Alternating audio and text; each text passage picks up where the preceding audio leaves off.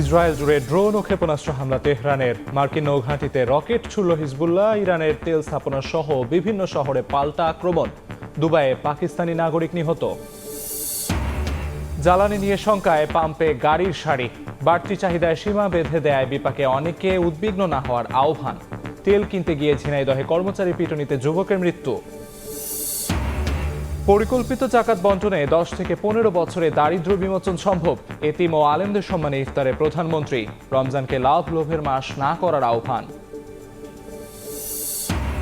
পদোন্নতি, বাণিজ্য, অনিয়ম ও অবৈধ লেনদেন, দুর্নীতির প্রমাণ থাকলেও স্বপদে বহাল আনসার ভিডিপি ব্যাংকের এমডি। পদবঞ্চিতদের ক্ষোভ, দ্রুত ব্যবস্থা নেওয়ার তাগিদ। এবং খাল দখলদারদের নিজ উদ্যোগেই সরে যেতে হবে। আইনি ব্যবস্থায় ক্ষতির মুখে পড়লে দায়ী থাকবে না সরকার। টেকসই পরিকল্পনার পাশাপাশি নজরদারি বাড়ানোর তাগিদ।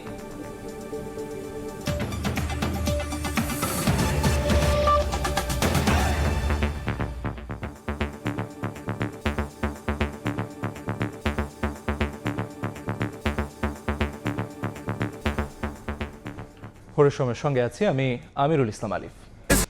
ইসরায়েল জুড়ে ড্রোন ও ক্ষেপণাস্ত্র হামলা চালিয়েছে ইরান। এতে হাইফা সহ একাধিক লক্ষ্যবস্তুতে আঘাত করা হয়েছে বলে দাবি করেছে তেহরান।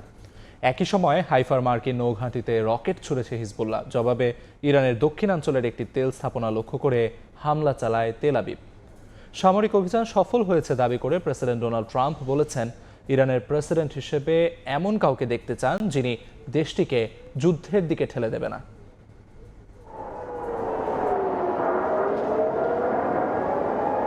ইরানের হামলার পর ইসরায়েলের উত্তরাঞ্চল জুড়ে সাইরেন বেজে ওঠে। ড্রোন ও ক্ষেপণাস্ত্রের সমন্বিত ওই অভিযানে হাইফা সহ একাধিক লক্ষ্যবস্তুতে আঘাত করা হয়েছে বলে দাবি করেছে তেহরান। একই সময়ে লেবাননের হিজবুল্লাহ নাহারিয়া, কিরিয়াত সমনা এবং হাইফা নৌঘাঁটি লক্ষ্য করে ড্রোন ও রকেট ছোড়ে। পাল্টা জবাবে ইরানের দক্ষিণাঞ্চলের একটি তেল স্থাপনা লক্ষ্য করে হামলা চালায় ইসরায়েল। এছাড়া তেহরান সহ বেশ কয়েকটি শহরে হামলার কথা জানিয়েছে স্থানীয় গণমাধ্যম। অন্যদিকে লেবাননে নতুন সামরিক অভিযান চালিয়েছে ইসরায়েল। লেবাননের স্বাস্থ্য মন্ত্রণালয় জানিয়েছে, হামলায় বহু মানুষ হতাহত হয়েছেন। কয়েক লাখ মানুষ ঘরবাড়ি ছেড়ে আশ্রয় কেন্দ্রে যেতে বাধ্য হয়েছেন। এক ভিডিও বার্তায় ইসরায়েলি প্রধানমন্ত্রী বেনিয়ামিন নেতানিয়াহু বলেন, 2024 সালের যুদ্ধবিরতি বাস্তবায়নের মূল দায়িত্ব লেবানন সরকারের। হিজবুল্লাহকে নিরস্ত্র করা এখন বৈরুতের কর্তব্য। উপসাগরীয় অঞ্চলও সংঘাতের প্রভাব থেকে মুক্ত নয়। ইরানের রেভলিউশনারি গার্ড বাহিনী দাবি করেছে, বাহরাইনের জুফায়ারে অবস্থিত মার্কিন সামরিক ঘাঁটি লক্ষ্য করে ক্ষেপণাস্ত্র হামলা চালানো হয়েছে। একই সময়ে আকাশ প্রতিরোধ ব্যবস্থা ধ্বংসাবশেষ পড়ে দুবাইয়ে এক পাকিস্তানি নাগরিক নিহত হওয়ার ঘটনাও নিশ্চিত করেছে স্থানীয় কর্তৃপক্ষ। কূটনৈতিক অঙ্গনে যুক্তরাষ্ট্রের বিরুদ্ধে কঠোর অবস্থান নিয়েছে তেহরান। ইরানের জাতীয় নিরাপত্তা পরিষদের প্রধান আলী লারিজানি বলেছেন, দ্রুত যুদ্ধ জিতে ইরানে বিশৃঙ্খলা সৃষ্টি এবং নেতৃত্ব কাঠামো ভেঙে দেওয়ার যে পরিকল্পনা ওয়াশিংটন করেছিল তা ব্যর্থ হয়েছে। তার দাবি, যুক্তরাষ্ট্র ও ইসরায়েলের বিরুদ্ধে ইরানের জনগণ এখন আরও বেশি ঐক্যবদ্ধ। একই সময়ে ইসরায়েলি প্রধানমন্ত্রী বেনিয়ামিন নেতানিয়াহু বলেছেন, তেহরানের আয়াতুল্লাহ শাসন শুধু ইসরায়েল নয়, পুরো বিশ্বের জন্য হুমকি। বিপ্লবী গার্ড বাহিনীকে অস্ত্র ত্যাগ করার আহ্বান জানান তিনি। বলেন, আত্মসমর্পণকারীদের কোনো ক্ষতি করা হবে না। নেতানিয়াহুর দাবি, এই সংঘাতে ইসরায়েলের সামরিক সক্ষমতা ও প্রস্তুতি দেখে অনেক দেশ সহযোগিতার জন্য তেল আবিবের দিকে এগিয়ে আসছে। অন্যদিকে মার্কিন প্রেসিডেন্ট ডোনাল্ড ট্রাম্প দাবি করেছেন, বিশ্বকে নিরাপদ করতে ইরানের বিরুদ্ধে সামরিক অভিযান চলছে। একই সঙ্গে ইরানের পরবর্তী নেতৃত্ব বাছাইয়ের পরীক্ষায় জড়িত থাকার ইচ্ছা প্রকাশ করেন তিনি। বলেন, ইরানের প্রেসিডেন্ট হিসেবে এমন কাউকে দেখতে চান যিনি দেশটিকে যুদ্ধের দিকে ঠেলে দিবে না। তবে ইরানের পররাষ্ট্রমন্ত্রী আব্বাস আরাকচি সতর্ক করে বলেছেন, উত্তেজনা আরও বাড়লে তার দায় সম্পূর্ণভাবে যুক্তরাষ্ট্রের উপরই বর্তাবে। তিনি আবারও জানিয়েছেন, প্রতিবেশী দেশগুলো যুক্তরাষ্ট্রকে তাদের ভূখণ্ড ব্যবহার করতে না দিলে তেহরান সেই দেশগুলোকে লক্ষ্যবস্তু করবে না। সাদিয়া তাসনিম, সময় সংবাদ। জ্বালানির মজুত নিয়ে শঙ্কায় ফিলিং স্টেশনে গাড়ির দীর্ঘ সারি। বাড়তি চাহিদায় অনেক পাম্পেই মিলছে না তেল। সীমা বেঁধে দেয় বিপাকে পড়েছেন দূরপাল্লার চালকরা। ঘন্টার পর ঘন্টা অপেক্ষা করেও চাহিদা মতো জ্বালানি না পেয়ে ক্ষুব্ধ অনেকে। পাম্প সংশ্লিষ্টরা বলছেন, সরবরাহে ঘাটতি নেই, আইন মেনেই নির্দিষ্ট পরিমাণ জ্বালানি দিচ্ছেন তারা। রাজধানীর বিজয় সরণি থেকে আসাদ গেট পর্যন্ত কয়েক কিলোমিটার লম্বা সারি। ব্যক্তিগত গাড়ি কিংবা মোটরসাইকেল। পেট্রোল পাম্প থেকে জ্বালানি সংগ্রহে ঘন্টার পর ঘন্টা অপেক্ষা। এখানে আছি 2 ঘন্টা সিরিয়ালে বসে। সাভারে গেছিলেন, ওখানে আর অনেক লম্বা সিরিয়াল, ওখানে দেখে তারপর আবার এখানে চলে এসেছি। মধ্যপ্রাচ্য সংঘাতকে কেন্দ্র করে সংকটের আশঙ্কায় জ্বালানি তেল বিক্রি সীমা বেঁধে দিয়েছে সরকার। জ্বালানি সংগ্রহের সময় চালক পাম্প কর্মীদের সঙ্গে হচ্ছে বাকবিতণ্ডাও। তবে আইন মেনেই নির্দিষ্ট পরিমাণ জ্বালানি দিচ্ছে পাম্পগুলো। এখনো পাম্পে যাইতে পারি নাই, ওনারা শুনছি যে 1500 টাকার তেল দিচ্ছে। যাই দেয় তার উপরে আমরা নির্ভর করতে হবে। সংকট হবে না না হবে এটা এই দেশে বলা যায় না, কারণ এই দেশে হুজুগে বাঙালি। এদিকে বিক্রি সীমার কারণে দূরপাল্লার চালক যেমন চাহিদা মতো জ্বালানি পাচ্ছেন না, তেমনি সরকারি হিসাবের জ্বালানি পেতেও সময় লাগছে কয়েক ঘন্টা। দুটো তিনটে স্টেশনে গেছে, তার তেল নাই তাই বলছে। ফকিরা পুলিশ স্টেশন, ওইখানে গিয়ে আসলে খুব হয়রানির শিকার হয়েছে, আমাদের ঢুকতে দেয়নি। রাজধানীর শাহবাগ, পরিবাগ, তেজগাঁও ও নীলক্ষেত এলাকায় ফিলিং স্টেশনগুলোতেও যানবাহনের ভিড়ে সংলগ্ন সড়কগুলোতে তৈরি হয়েছে তীব্র যানজট। সেই সকাল 7টা থেকেই মানুষ তারও আগ থেকে আসতেছে, কিন্তু লাইন কোনোভাবেই কমানো সম্ভব হচ্ছে না। এদিকে ঢাকার বাইরেও পাম্পগুলোতে দেখা যাচ্ছে দীর্ঘ লাইন। কোনো কোনো পাম্পে সীমিত করা হয়েছে বিক্রি, আবার জ্বালানি সংকটে বন্ধ করা হয়েছে অনেক পাম্প। ওনারা তো বলছে ওনাদের স্টক শেষ, সারা রাত ওনারা তেল দিয়েছে। সব জায়গায় অ্যাভেলেবেল দিচ্ছে না, এখান থেকে দিচ্ছে। ওভারলোড করি মানুষে এতগুলো তেল পরিমাণ নিচ্ছে, এটা বলার বাইরে। গভর্নমেন্টের এখানে অ্যাভেলেবেল তেল আছে, গাড়ি জাহাজও আসতেছে ইনশাআল্লাহ। সংকটকে পুঁজি করে জ্বালানি তেল পাচার রোধে সীমান্ত এলাকায় টহল ও তল্লাশি জোরদার করেছে বিজিবি। দেশে জ্বালানি পর্যাপ্ত মজুদ থাকায় আতঙ্কিত না হওয়ার আহ্বান জানিয়েছে সরকার। তোফাজ্জল হোসাইন, সময় সংবাদ, ঢাকা। ঝিনাইদহে তেল নিতে এসে বাকবিতণ্ডার জেরে এক যুবককে পিটিয়ে হত্যার অভিযোগ উঠেছে পেট্রোল পাম্প কর্মচারীদের বিরুদ্ধে। স্থানীয়রা জানায়, শনিবার সন্ধ্যায় শহরের কেন্দ্রীয় বাস টার্মিনাল এলাকার তাজ ফিলিং স্টেশনে বোতলে তেল নিতে আসেন নীরব হোসেন। পাম্পের কর্মচারীরা বোতলে তেল দিতে না চাইলে তিনি পাশের পাম্পে চলে যান। ফেরার পথে নীরব দেখেন তাজ ফিলিং স্টেশনের কর্মচারীরা বোতলে এক গ্রাহককে তেল দিচ্ছেন। বিষয়টির প্রতিবাদ করলে নীরবের সঙ্গে তাদের বাকবিতণ্ডা হয়। এক পর্যায়ে কর্মচারীরা পিটিয়ে তাকে গুরুতর আহত করে। পরে সদর হাসপাতালে নিলে চিকিৎসক মৃত ঘোষণা করেন। এ ঘটনায় পাম্পের 3 কর্মচারীকে আটক করেছে র্যাব।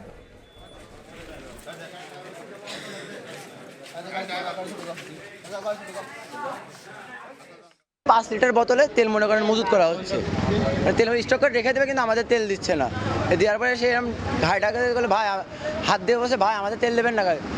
সে উঠে নেওয়া ক্যামেরা না ভেতরে থেকে লাঠি নিয়ে এসে বেরোনো শুরু করলো। তেল নিতে আসছি, দেয় নাই, তো পাশে আরেকজন আছে নাকি মানে তাকে বোতলে তেল দিছে। এটা নিয়ে কথা কাটাকাটির মাধ্যমে নাকি হচ্ছে তার সাথে ঘাত প্রতিঘাতের একটা হয়েছে। মৃত্যুর প্রকৃত কারণ ডাক্তারি পোস্টমর্টেম রিপোর্ট পাইলে জানা যাবে যে প্রকৃত কারণটা কি।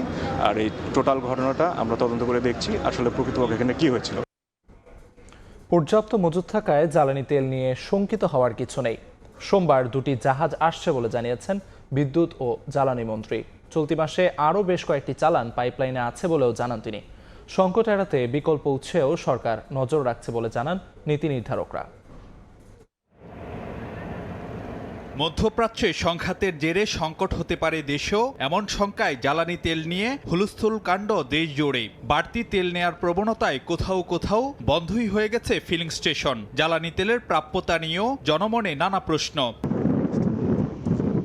মাঠের পরিস্থিতি যখন এমন, তখন অভয় দিয়ে সরকার বলছে তেলের মজুদ নিয়ে কোনো শঙ্কা নেই। সূত্র জানাচ্ছে এখনও ডিজেলের মজুদ আছে 15 দিনের মতো। ফার্নেস ওয়েল চলবে আরও 50 দিন। চলতি মাসে পাইপলাইনে আছে বেশ কিছু চালান। সোমবার দেশে নোঙ্গর করবে তেলবাহী 2টি জাহাজ। এছাড়া মাসের শেষ দিকে আরও 3টি চালানে প্রায় 1 লাখ টন ডিজেল ও 20,000 টন জেট ফুয়েল আসার কথা। শনিবার দুপুরে প্রধানমন্ত্রীর কার্যালয়ে সরকার প্রধানের কাছে সার্বিক জ্বালানি পরিস্থিতি অবহিত করেন সংশ্লিষ্ট মন্ত্রী, প্রতিমন্ত্রী সহ শীর্ষ কর্মকর্তারা। পরে জ্বালানি মন্ত্রী সাংবাদিকদের বলেন, আতঙ্কগ্রস্ত হওয়ার কিছু নেই। আমার মজুদ আছে, কিন্তু ওই যুদ্ধ কবে থামবে কেউ তো আমরা জানি না। তা আগে থেকে আমার ঘর ঠিক করতে হবে না, সঞ্চয়তে রাখতে হবে না? সেই জন্য আমরা এই সঞ্চয়টা করছি। আমাদের আরও 2টো ভ্যাসেল আসছে 9 তারিখে, সুতরাং আমাদের যে শর্টেজ পড়ার কোনো সুযোগ নাই। সংকট এড়াতে বিকল্প উৎসে সরকার নজর রাখছে বলেও জানাচ্ছেন নীতি নির্ধারকরা। আমাদের এলএনজি, এলপিজি সকল ধরনের তেলের পর্যাপ্ত মজুত রয়েছে এবং আগামী দিনগুলোতে যেন কোনো সংকট না ঘটে সে কারণে আমরা বিকল্প উৎস থেকে আমরা কাজ করছি। ফিলিং স্টেশনগুলোতে তেল কেনা বেচায় অনিয়ম ঠেকাতে রোববার থেকে ভ্রাম্যমাণ আদালত মাঠে থাকবে বলেও জানান মন্ত্রীরা। ফারুক ভিয়া, রবিন, সময় সংবাদ, ঢাকা। দারিদ্র্য বিমোচনে জাকাত ব্যবস্থাকে রাষ্ট্রীয়ভাবে কাজে লাগাতে চান প্রধানমন্ত্রী তারেক রহমান। শনিবার সন্ধ্যায় রাষ্ট্রীয় অতিথি ভবন যমুনায় ইফতার অনুষ্ঠানে তিনি বলেন, পরিকল্পিত জাকাত বন্টনে 10 থেকে 15 বছরে দারিদ্র্য বিমোচন করা সম্ভব। এ সময় রমজানকে লাভ লোভের মাস বানিয়ে মানুষকে কষ্ট না দেওয়ার আহ্বান জানান সরকার প্রধান। রমজানে প্রায় প্রতিদিনই সরকার ও রাজনৈতিক দল বিভিন্ন শ্রেণী পেশার মানুষের সম্মানে ইফতারের আয়োজন করে থাকে। তবে এবছর দেশের চলমান বাস্তবতা ও বৈশ্বিক পরিস্থিতির কারণে জাঁকজমক আয়োজন থেকে বেশ দূরে বিএনপি ও তার সরকার। এবার সেই বার্তাই উচ্চারিত হলো খোদ সরকার প্রধানের বক্তব্যে। দেশের বর্তমান বাস্তবতায় এবং একই সাথে সমগ্র বিশ্বের বাস্তবতায় এবার আমাদেরকে একটু দেরি করেই আপনাদের সঙ্গে ইফতারের আয়োজন করতে হয়েছে। শনিবার বিশিষ্ট আলেম, ওলামা, মাশায়েখ ও এতিমদের সম্মানে রাষ্ট্রীয় অতিথি ভবন যমুনায় ইফতার মাহফিলের আয়োজন করে সরকার প্রধান। এতে মিতব্যয়ী জীবনাচরণের বিষয়ে সবাইকে উদ্বুদ্ধ করেন প্রধানমন্ত্রী। বিভিন্ন পরিস্থিতির কারণে যেমন গ্যাস, বিদ্যুৎ, জ্বালানি সহ বিভিন্ন ক্ষেত্রে ব্যয় সংকোচন এবং কৃচ্ছতা সাধারণ অংশ হিসাবে এবারের রমাদানে আজ এবং গতকালের ইফতার মাহফিল সহ মোট 2টি ইফতার মাহফিলের আয়োজন করেছি আমরা। বৈশ্বিক পরিস্থিতির উন্নতি না হলে এবারের রমাদানে হয়তো আজকের এটি শেষ ইফতার মাহফিল আমাদের। দারিদ্র্য বিমোচনে জাকাত ব্যবস্থাকে ঢেলে সাজানোর কথা উল্লেখ করে সরকার প্রধান বলেন, প্রতি বছর হতদরিদ্র 5 লাখ পরিবারকে 50,000 থেকে 1 লাখ টাকা জাকাত দেওয়ার পরিকল্পনা আছে সরকারের। হতদরিদ্র পরিবারগুলোকে চিহ্নিত করে প্রতি বছর পর্যায়ক্রমে 5 লক্ষ পরিবারকে আমরা 50,000 টাকা থেকে 1 লক্ষ টাকা জাকাত দিতে পারি। আমি ব্যক্তিগতভাবে বিশ্বাস করি এসব পরিবারগুলোর মধ্যে বেশিরভাগ পরিবারগুলোকে হয়তো পরের বছর আর জাকাত নাও দিতে হতে পারে। রমজানের পবিত্রতা রক্ষায় লাভ লোভ পরিহার করতে আহ্বান জানান তারেক রহমান। বলেন, মানুষের কষ্ট লাঘব করতে সবার সহযোগিতা প্রয়োজন। পবিত্র রমাদান ত্যাগ এবং সংযমের মাস, রহমত, বরকত, সংযমের মাস। অথচ অপ্রিয় হলেও সত্য, রমাদান মাসকে আমাদের ভেতরে কেউ কেউ লাভ লোভ মাস হিসাবে বানিয়ে ফেলে। পবিত্র রমাদান মাসেও যারা অশুদ্ধ পন্থা অবলম্বন করছে, আপনাদের প্রতি আমার বিনীত আহ্বান, অনুগ্রহ করে আপনারা মানুষকে কষ্ট দেবেন না। জনগণের কল্যাণে সরকারের প্রতিটি কর্মসূচি ঠিকভাবে বাস্তবায়নে সৃষ্টিকর্তার কাছে দোয়া প্রার্থনা করেন প্রধানমন্ত্রী। আহমেদ সালেহিন, সময় সংবাদ, ঢাকা। ভোরের সময় আরও থাকছে, নানামুখী সংকট থাকলেও দেশে গাড়ি আমদানির হিড়িক। 8 মাসে চট্টগ্রাম বন্দর থেকে ডেলিভারি হয়েছে 8,712টি, কমেছে বিক্রি, দাবি ব্যবসায়ীদের। সংসদে অতীতের খারাপ সংস্কৃতি থেকে বেরিয়ে আসতে চায় বিএনপি সরকার। গুলশানে দলীয় এমপিদের কর্মশালার এক পর্যায়ে স্বরাষ্ট্রমন্ত্রী বলেন, জনপ্রত্যাশা পূরণে দেয়া হচ্ছে প্রশিক্ষণ। আর প্রথা অনুযায়ী প্রথম অধিবেশনে রাষ্ট্রপতির ভাষণের সব প্রস্তুতি সম্পন্ন হয়েছে বলে জানান তথ্যমন্ত্রী। ত্রয়োদশ সংসদে বিজয়ী 296 সংসদ সদস্যের মধ্যে 219 জনই নতুন। আর বিএনপি থেকে নির্বাচিত হয়ে প্রথমবারের মতো সংসদে যাচ্ছেন 146 এমপি। সংসদের কার্যপ্রণালী ও বিধিবিধান সম্পর্কে ধারণা দিতে 2 দিনের কর্মশালায় শেষ দিনে অংশ নেয় ঢাকা, ময়মনসিংহ ও ফরিদপুর বিভাগের এমপিরা। মাননীয় সংসদ সদস্য প্রশিক্ষণের এক পর্যায়ে স্বরাষ্ট্রমন্ত্রী সালাউদ্দিন আহমদ বলেন, পুরনো সংস্কৃতি থেকে বের হয়ে আসতে চায় বিএনপি সরকার। ভবিষ্যৎ পার্লামেন্ট সেশন দেখে জাতি অনেকটা আশ্বস্ত হবে যে এইরকম একটি পার্লামেন্ট তারা দেখতে চেয়েছিলেন, যাতে অতীতের ব্যাড কালচার যেগুলো হয়েছে, যেগুলো ব্যাড প্রেসিডেন্ট সৃষ্টি হয়েছে পার্লামেন্ট সম্পর্কে এবং মানুষের যে নেতিবাচক ধারণা সৃষ্টি হয়েছে, এগুলো সব মানুষের মন থেকে আমরা মুছে দেব। বিএনপি একটি কার্যকর সংসদ উপহার দিতে চায় উল্লেখ করে নতুন এমপিরা বলেন, জনগণের প্রত্যাশা অনুযায়ী কাজ করতে প্রতিশ্রুতিবদ্ধ তারা। আর তথ্যমন্ত্রী জানান, রেওয়াজ অনুযায়ী প্রথম অধিবেশনে রাষ্ট্রপতির ভাষণের জন্য সব প্রস্তুতি সম্পন্ন। একটা কার্যকরী সংসদীয় ব্যবস্থা প্রতিষ্ঠা করতে পারি সে বিষয়ে আমরা আমাদের মাননীয় এমপি মহোদয়দেরকে পরামর্শ বিনিময় করছি। আমাদের দেশের সংসদীয় ব্যবস্থা অনুযায়ী সংসদের প্রথম অধিবেশনে রাষ্ট্রপতি বক্তব্য দিবেন, এ ব্যাপারে সমস্ত প্রস্তুতি সম্পন্ন হয়ে গেছে। বিকেলে কুমিল্লা, চট্টগ্রাম ও সিলেট অঞ্চলের সংসদ সদস্যদের প্রশিক্ষণের মধ্য দিয়ে শেষ হয় বিএনপির বিশেষ এই কর্মশালা। ইমরুল হাসান, সময় সংবাদ, ঢাকা। সব ধরনের চরমপন্থা ও সন্ত্রাসবাদের বিরোধী জামায়াতে ইসলামী। একই সঙ্গে সব জাতিগত ও ধর্মীয় গোষ্ঠীর অধিকার ও মর্যাদা রক্ষার প্রতি অঙ্গীকারবদ্ধ। শনিবার সন্ধ্যায় সংসদ ভবনের এলডি হলে কূটনীতিকদের সম্মানে ইফতার অনুষ্ঠানে একথা বলেন দলটির আমির ও বিরোধী দলীয় নেতা ডাক্তার শফিকুর রহমান। আরও বলেন, জাতীয় সার্বভৌমত্ব, আঞ্চলিক অখণ্ডতা ও বিশ্বব্যাপী শান্তি রক্ষার প্রতি পূর্ণ সমর্থন রয়েছে তার দলের।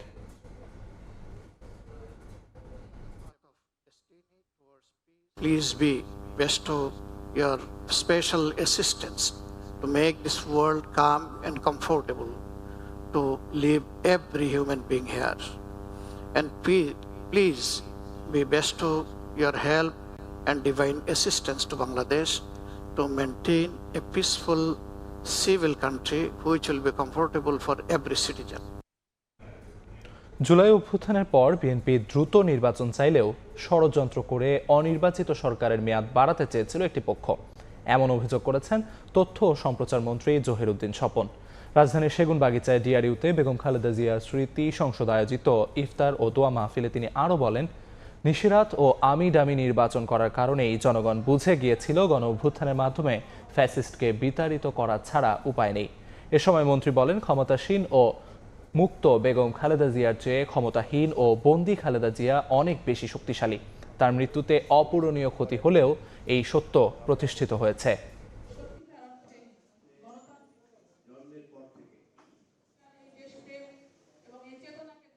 ক্ষমতাসীন বেগম খালেদার চাইতে ক্ষমতাহীন খালেদা জিয়া অনেক শক্তিশালী। আমাদের কাছে প্রমাণ হয়ে গিয়েছে মুক্ত খালেদা জিয়ার চাইতে বন্দী খালেদা জিয়া অনেক বেশি ক্ষমতাবান। আজ আমাদের কাছে প্রমাণ হয়ে গিয়েছে জীবিত খালেদা জিয়ার চাইতে মৃত খালেদা জিয়ার আয়ু অনেক লম্বা। দেখছেন ভোরের সময়।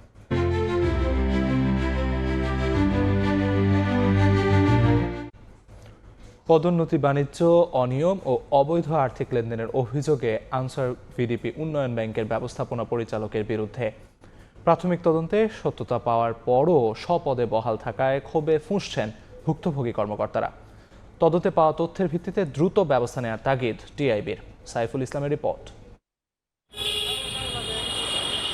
জুলাই অভ্যুত্থানের বছরে 22 অক্টোবর আনসার বিডিপি উন্নয়ন ব্যাংকে ব্যবস্থাপনা পরিচালক হিসেবে যোগ দেন মীর মোফাজ্জল হোসেন। এরপর থেকেই বদলি ও কর্মকর্তাদের পদোন্নতি দেয়া শুরু করেন তিনি। এর প্রেক্ষিতে গেল বছরের 9 আগস্ট তার বিরুদ্ধে পদোন্নতিতে ঘুষ বাণিজ্যের অভিযোগ তুলে জাতীয় প্রেস ক্লাবের সামনে মানববন্ধন করেন পদবঞ্চিত কয়েকশো কর্মকর্তা ও কর্মচারীরা। এখানেই শেষ নয়, তালিকা করে মানববন্ধনে অংশ নেয়া কর্মকর্তাদের বিভিন্ন জেলায় বদলি করা হয় ব্যবস্থাপনা পরিচালকের নির্দেশে। অভিযোগ ভুক্তভোগীদের। একজনকে দূরে দূরে বদলি করলো। আন্দোলনরত যারা আছে, দেখা যায় যার বাড়ি ঢাকা তাকে করছে ভোলা, যার বাড়ি ঢাকাতে পঞ্চগড়। জুনিয়রদেরকে প্রমোশন দেওয়া হয়েছে, এই জন্য আমরা আবেদন করেছি মন্ত্রণালয়। এর প্রেক্ষিতে আমাদেরকে মন্ত্রণালয় রাখছে এবং এরপর থেকে কর্তৃপক্ষ আমাদেরকে বিভিন্নভাবে হয়রানি করতেছে। ব্যাংকের পদোন্নতির বিষয়টাতে উনি আর্থিক লেনদেনের মাধ্যমে পদোন্নতিটা দিয়েছেন। এখানে ঘুষ বাণিজ্য এবং দুর্নীতি করা হয়েছে, যে কারণে অনেক যোগ্য অফিসারগণ পদোন্নতি বঞ্চিত হয়েছে। এটা অবশ্যই ব্যাংকের জন্য ক্ষতিকর। অভিযোগ খতিয়ে দেখতে একটি কমিটি গঠন করে আর্থিক প্রতিষ্ঠান বিভাগ। তদন্তে পদোন্নতির বিষয়ে অনিয়মের সত্যতা মেলায় তার বিরুদ্ধে বিভাগীয় মামলা চালুরও সিদ্ধান্ত নেওয়া হয়। তবে এ বিষয়ে কিছুই জানেন না বলে দাবি অভিযুক্ত এমডির। সিদ্ধান্ত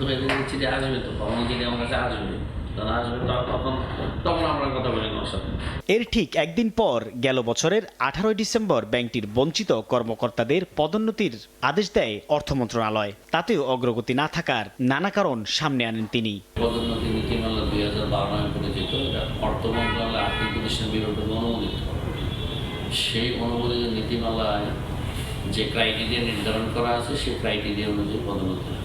এমন প্রেক্ষাপটে টিআইবি বলছে, তদন্তে পাওয়া তথ্যের ভিত্তিতে অনিয়ম দুর্নীতির সঙ্গে জড়িতদের দ্রুত শাস্তি নিশ্চিত করতে হবে, না হলে ব্যাংকসহ আর্থিক খাতে সুশাসন ফেরানো অসম্ভব হয়ে পড়বে। পদোন্নতি পাওয়ার মতো যোগ্যতা হওয়া সত্ত্বেও যদি তাদেরকে বঞ্চিত করা হয়ে থাকে, তাহলে এটা অনিয়ম। যারা পরবর্তীতে পদোন্নতি পাচ্ছে তারা কোনো রকমের লেনদেনের বিনিময় পাচ্ছে কিনা বা কোনো রকমের ফেভারিটিজম কাজ করেছে কিনা, অর্থাৎ কাউকে ব্যক্তির পরিচয় অবস্থান কারণে ফেভার করা হয়েছে কিনা, এই ধরনের বিষয়গুলো খতিয়ে দেখা দরকার। সারা দেশে বাংলাদেশ আনসার বিডিপি উন্নয়ন ব্যাংকের প্রায় 250টি শাখা আর কর্মকর্তা কর্মচারীর সংখ্যা 800। তবে অনেক পদই এখনো ফাঁকা বলে জানিয়েছেন ব্যাংক সংশ্লিষ্টরা। সাইফুল ইসলাম, সময় সংবাদ, ঢাকা। ব্যাংক ঋণ, বীমা সুবিধা ও বড় বিনিয়োগে জামানতের সঠিক মূল্যায়ন না হলে আর্থিক খাতে স্বচ্ছতা ফিরবে না।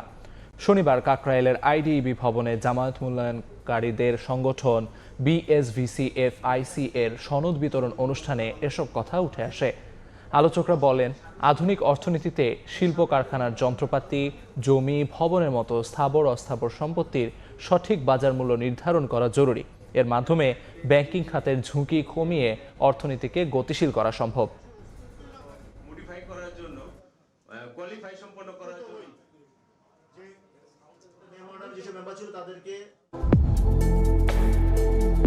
Thai Aluminium. The better is now the best. যারা খাল দখল করে বাড়ি বা স্থাপনা নির্মাণ করেছেন, নিজ উদ্যোগেই তাদের সরে যেতে হবে, না হলে আইন অনুযায়ী ব্যবস্থা, আর তাতে ক্ষতির সম্মুখীন হলে দায়ী থাকবে না সরকারি সংস্থা। এমনটাই বলছে ঢাকা দক্ষিণ সিটি কর্পোরেশন ও সংশ্লিষ্ট মন্ত্রণালয়। বুলবুল রেজার রিপোর্ট। দূষণে জর্জরিত এই পথ আদতে মানুষের হাঁটার নয়, তবুও নোংরা ময়লা পানি মারিয়ে হাঁটছেন মানুষ। পাড়ার কিশোরদের দল বেঁধেছে খেলায়। আসলে এটি এক সময়ের স্বচ্ছ জলের মান্ডা খাল। ঢাকার দক্ষিণ সিটির এমন অনেক খাল এখন হারিয়ে গেছে মানুষের লোভ আর কর্তৃপক্ষের উদাসীনতায়। এলাকার বাসিন্দারা তাদের প্রতিদিনের গৃহস্থালী বর্জ্য থেকে শুরু করে অন্যান্য ময়লা আবর্জনা ফেলার জন্য ব্যবহার করেন এই খাল। থেমে নেই দখলদাররাও নিজেদের সুবিধার জন্য খালের জায়গায় তৈরি করেছেন চলাচলের রাস্তা। ফলে খাল হয়ে গেছে সরু, কোথাও একেবারেই থমকে গেছে, আটকে গেছে পানি প্রবাহ। এটি রাজধানীর মান্ডা খাল। ময়লা আবর্জনা ফেলতে ফেলতে এমন অবস্থা হয়েছে এখন এই খালের উপর দিয়ে হাঁটাচলা করা সম্ভব। এই খালটির কোথাও প্রস্থ 40 ফিট, কোথাও 30, কোথাও 20, কোথাও আবার 10 ফিট। তার মানে দখল হয়েছে। রাজধানীর অন্যান্য খালগুলো এই খালের মতোই দখল আর দূষণে জর্জরিত। প্রশ্ন হচ্ছে, আদৌ কি ঢাকার খালগুলো দখলমুক্ত করা সম্ভব? খালগুলো এরই মধ্যে দূষণ ও দখলমুক্ত করার উদ্যোগ নেওয়া হয়েছে জানিয়ে সড়ক পরিবহন ও মহাসড়ক বিভাগের প্রতিমন্ত্রী বলছেন, কয়েকটি ধাপে হবে অগ্রগতি। তিনি নিজে এই এলাকার জনপ্রতিনিধি। আপনারা যারা অবৈধ দখলদার রয়েছেন, তারা আপনাদের বাড়িঘর নিজেরাই এগুলি সরিয়ে নেন। তা না হলে প্রশাসন যেগুলি যখন এগুলি সরাবে, তখন আপনারা যে ক্ষতির সম্মুখীন হবে, তখন আপনাদের জন্য আমাদের কিছু করার থাকবে না। অবৈধ আর দখলদার এদের কোনো পরিচয় নেই। তারা হচ্ছে যে তারা রাষ্ট্রের সম্পত্তি ক্ষতি করছে, তারা রাষ্ট্রের জন্য হুমকি স্বরূপ। ঢাকা দক্ষিণ সিটি কর্পোরেশনের প্রশাসক বলছেন, ভবিষ্যতে যেন কেউ খাল দখল করতে না পারে সেজন্য টেকসই পরিকল্পনা নেওয়া হয়েছে। আস্তে আস্তে চেষ্টা করব যেগুলো পুনরুদ্ধার করার জন্য। আর জনগণকেও বলবো, যেগুলো সরকারি সম্পত্তি আছে সেগুলো যাতে কেউ জবরদখল না করে, যারা করে আছে তারা যাতে সেগুলো ছেড়ে দেয়, না হলে তো সেগুলো উদ্ধারের ব্যবস্থা করতে হবে। দখলদারদের শুধু উচ্ছেদ নয়, আর্থিক জরিমানা করতে হবে, পরামর্শ নগর পরিকল্পনাবিদের। যারা বহুতল ভবন করেছে তাদেরকে বিশাল আকারের পেনাল্টি দিতে হবে। যে পেনাল্টি দেখলে ভবিষ্যতে যে কোনো দখলদার ভাববে যে আমিও যদি দখল করি ভবিষ্যতে যে পরিমাণ আমাকে জরিমানা দিতে হবে, সেটা আমরা কুলিয়ে উঠতে পারবো না। আর তার চেয়েও বড় কথা, যদি এটাকে আমরা জীবন্ত সত্তা মনে করি, যারা দখলদার তাদেরকে অবশ্যই জেল দণ্ডটা দরকার। শুধু দখল দূষণ মুক্ত করে ক্ষান্ত হওয়া নয়, জলাশয়ের স্বাভাবিক গতি ধরে রাখতে অব্যাহত নজরদারির তাগিদ বিশেষজ্ঞদের। বুলবুল রেজা, সময় সংবাদ, ঢাকা। 8 বছরেও শেষ হয়নি নেত্রকোনার দুর্গাপুর পৌর এলাকায় বেলতলি খাল খননের কাজ। ময়লার ভাগাড় আর মাটি ফেলে ভরাটে বেদখল হওয়ার পথে খালটি। স্থানীয়রা বলছেন, খনন সম্পন্ন হলে জলাবদ্ধতা নিরসনের পাশাপাশি সেচ সুবিধা পাবে কয়েক হাজার হেক্টর কৃষি জমি। মামলার কারণে আটকে আছে কাজ, বলছে স্থানীয় প্রশাসন ও পানি উন্নয়ন বোর্ড। তবে দখলদারদের উচ্ছেদে কার্যকর ভূমিকা নেওয়ার আশ্বাস ভূমি প্রতিমন্ত্রীর। আলপনা বেগমের তথ্য ও আবু সুফিয়ানের তোলা ছবিতে রিপোর্ট। ময়লা আবর্জনার স্তূপ, ছড়াচ্ছে দুর্গন্ধ। কোথাও কোথাও মাটি ভরাট ও ময়লার স্তূপে অস্তিত্ব বিলীন খালের। নেত্রকোনার সীমান্ত উপজেলার দুর্গাপুর পৌর শহরের ভেতর দিয়ে প্রবাহমান বেলতলি খালটি পানি নিষ্কাশন সহ সেচ কাজের একটি বড় মাধ্যম ছিল। কালের আবর্তে গুরুত্বপূর্ণ এ খালটি ভরাট হয়ে পানি শূন্য হয়ে পড়ায় ডেল্টা প্ল্যানের আওতায় খাল পুনর্খননের কাজও শুরু হয়। দুর্গাপুর পৌর এলাকার বেলতলি থেকে শুরু হয়ে 4.7 কিলোমিটার দৈর্ঘ্য পর্যন্ত খনন কর্মসূচি নেওয়া হয়, কিন্তু প্রায় অর্ধ কিলোমিটার খননের পর ফের বন্ধ হয়ে যায় কাজ। এই সুযোগে গত প্রায় 8 বছরে মাটি ভরাট করে দখলের পাশাপাশি ময়লার ভাগাড়ে পরিণত হয়েছে খালটি। এতে প্রতি বছর বর্ষা মৌসুমে পৌর এলাকায় মারাত্মক জলাবদ্ধতার সৃষ্টি হয়। এটা বিগত সময়ে খুব চলাচল ছিল, পানিটা সচ্ছল ছিল। এখন ওই আজে বাজে অনেক লোকেরা ময়লা ফালায়, কমিউনিটি সেন্টারে ময়লা ফালায়, হাসপাতালের ময়লা ফালায়, বিভিন্ন ময়লা আবর্জনার কারণে এটা নোংরা হয়ে গেছে। পানি নিষ্কাশনের কোনো জায়গা থাকে না, সেচেরও ক্ষতি হচ্ছে, যার দরুন এই খলটা খনন করলে আমরা দুর্গাপুর পৌরবাসী সকলেই উপকৃত হব। খনন না হওয়ার কারণে আমাদের এই সাইডে অনেকগুলো ঘরবাড়ি আছে, এগুলোতে পানি থাকে সব সময়। ভূমি প্রতিমন্ত্রীর কাছে আমরা আকুল আবেদন, আমাদের যে এই সুযোগটা খাল খননের একটা সুযোগ করে দিতে পারে। স্থানীয় প্রশাসন, পানি উন্নয়ন বোর্ড ও স্থানীয় সংসদ সদস্য বলছে, এক মুক্তিযোদ্ধা মামলা করায় খননের কাজটি বন্ধ হয়ে যায়, কিন্তু রেকর্ডপত্র পর্যালোচনা করে খালের জায়গা উদ্ধার করে পুনর্খনন কাজটি এগিয়ে নেওয়া হবে। ফিল্ডে গিয়ে সার্ভে করে যারা আশেপাশে লোকজন আছে তাদের চাহিদা জেনে আমরা ডিজাইন করে যদি প্রয়োজন হয় অবশ্যই এটা পুনঃখননের বিষয়ে উদ্যোগ গ্রহণ করবে। পানি উন্নয়ন বোর্ডকে তালিকা দিয়েছি, পানি উন্নয়ন বোর্ডের মাধ্যমে আমরা এই কার্যক্রম অথবা পৌরসভার মাধ্যমে এই কার্যক্রম সম্পন্ন করার আমরা প্রক্রিয়াধীন অবস্থায় রয়েছে। আমরা নদী খননের পাশাপাশি খাল খননটাও আমরা জোর দিচ্ছি, কারণ এটা শুধুমাত্র যে সৌন্দর্যের জন্য তা না, আমাদের পরিবেশের ভারসাম্য তথা কৃষকদের সেচের জন্য একটা বিকল্প মাধ্যম হতে পারে। 2018 সালের 26শে ডিসেম্বর 150 দিনের কর্মসূচির আওতায় 1,60,00,000 টাকা ব্যয়ে ব্রাহ্মণবাড়িয়ার ঠিকাদারি প্রতিষ্ঠান হাসান এন্টারপ্রাইজ খাল খনন কাজটি শুরু করেছিল। সময় সংবাদ, নেত্রকোনা। দেশকে এগিয়ে নিতে সরকার সর্বোচ্চ চেষ্টা করছে বলে জানিয়েছেন পরিকল্পনা প্রতিমন্ত্রী জোনায়েদ সাকি। শনিবার সন্ধ্যায় নারায়ণগঞ্জে গণসংহতি আন্দোলন জেলা ও মহানগর শাখার ইফতার মাহফিলে তিনি একথা বলেন। গণতান্ত্রিক পদ্ধতিতে দেশকে এগিয়ে নিতে হলে সরকার ও বিরোধী দলকে সম্মিলিতভাবে কাজ করতে হবে বলেও মনে করেন প্রতিমন্ত্রী। আমরা একটা বৈরী আন্তর্জাতিক পরিস্থিতির মধ্যে এই মুহূর্তে অবস্থান করছি এবং এই বৈরী আন্তর্জাতিক পরিস্থিতির কারণে আমাদের সামনে অনেকগুলো নতুন নতুন চ্যালেঞ্জ এসছে। জ্বালানি তেল থেকে শুরু করে আমদানি, নানা কিছু মানুষের জীবনযাপনকে ব্যাপকভাবে প্রভাবিত করবে। বর্তমান সরকার বৈরী পরিস্থিতির মধ্যে কিভাবে বাংলাদেশকে এগিয়ে নিয়ে যেতে হবে সেই ব্যাপারে সর্বোচ্চ সজাগ আছেন এবং সর্বোচ্চ উদ্যোগ নেওয়ার চেষ্টা করছেন। সরকারি দল জুলাই আকাঙ্ক্ষার প্রতিশ্রুতির সঙ্গে বেইমানি করেছে বলে মন্তব্য করেছেন জাতীয় নাগরিক পার্টির আহ্বায়ক ও বিরোধী দলীয় চিফ হুইপ নাহিদ ইসলাম। এ সময় তিনি বিএনপিকে সংবিধান সংস্কার কমিশনের সদস্য হিসেবে শপথ ও রাষ্ট্রপতি শাহাবুদ্দিন হোসেন চুপ্পুকে অপসারণের আহ্বান জানান। এনসিপির উত্তরাঞ্চলের মুখ্য সংগঠক সার্জিস আলম বলেন, তথাকথিত গণমাধ্যম নতুন করে ফ্যাসিবাদের দালালি শুরু করেছে। বিভিন্ন মিডিয়া প্রতিষ্ঠান এবং হাউসগুলো নতুন করে দিনে দুপুরে আবারও ফ্যাসিবাদের দালালি করা শুরু করেছে। সরকারি দল একটি শপথ নিয়ে এই নির্বাচনের পরপরই সবার আগে জুলাই গণঅভ্যুত্থানের আকাঙ্ক্ষা এবং জুলাই সনদের প্রতিশ্রুতির সাথে বেইমানি করেছে। সংস্কারের বিপক্ষে, বিচারের বিপক্ষে যদি কোনো শক্তি, কোনো সরকার দাঁড়ায়, বাংলাদেশের জনগণ সেটা গ্রহণ করবে না। দেশে তেলের সংকট নেই বলে জানিয়েছেন কৃষি, খাদ্য, মৎস্য ও প্রাণী সম্পদ মন্ত্রী আমিনুর রশিদ ইয়াসিন। শনিবার বিকেলে কুমিল্লা স্টেডিয়াম জিমনেশিয়ামে ইফতার ও দোয়া অনুষ্ঠানে তিনি একথা বলেন। জানান, মধ্যপ্রাচ্যের যুদ্ধ পরিস্থিতিতে আন্তর্জাতিক বাজারে তেলের সরবরাহে চাপ তৈরি হয়েছে, তবে দেশে 1 মাসের চাহিদা মেটানোর মজুত রয়েছে।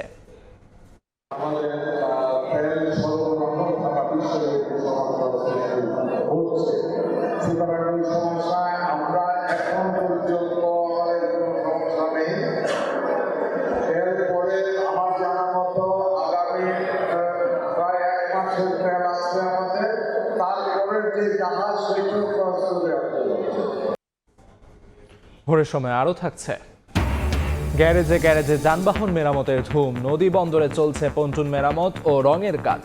ঈদ যাত্রা নির্বিঘ্ন করতে বরিশাল প্রশাসনের প্রস্তুতি। আজকের পদক্ষেপ, আগামীর ন্যায় বিচার, সুরক্ষিত হোক নারী ও কন্যা শিশুর অধিকার। আন্তর্জাতিক নারী দিবসের প্রতিপাদ্য এমন হলেও বাংলাদেশের বাস্তবতা জানান দেয় এক ভয়াবহ সংস্কৃতির। মানবাধিকার সংস্থার তথ্য বলছে, চলতি বছরের ফেব্রুয়ারিতেই দেশে 2 শতাধিক কন্যা শিশু ও নারী ধর্ষণ, হত্যাসহ নানা নির্যাতনের ঘটনা ঘটেছে। বিশেষজ্ঞদের মতে বিচারহীনতার সংস্কৃতি পরিবর্তনের প্রয়োজন, নারী বান্ধব বিচার ব্যবস্থা। বিস্তারিত মাইমুনা হায়দার চৌধুরীর প্রতিবেদনে।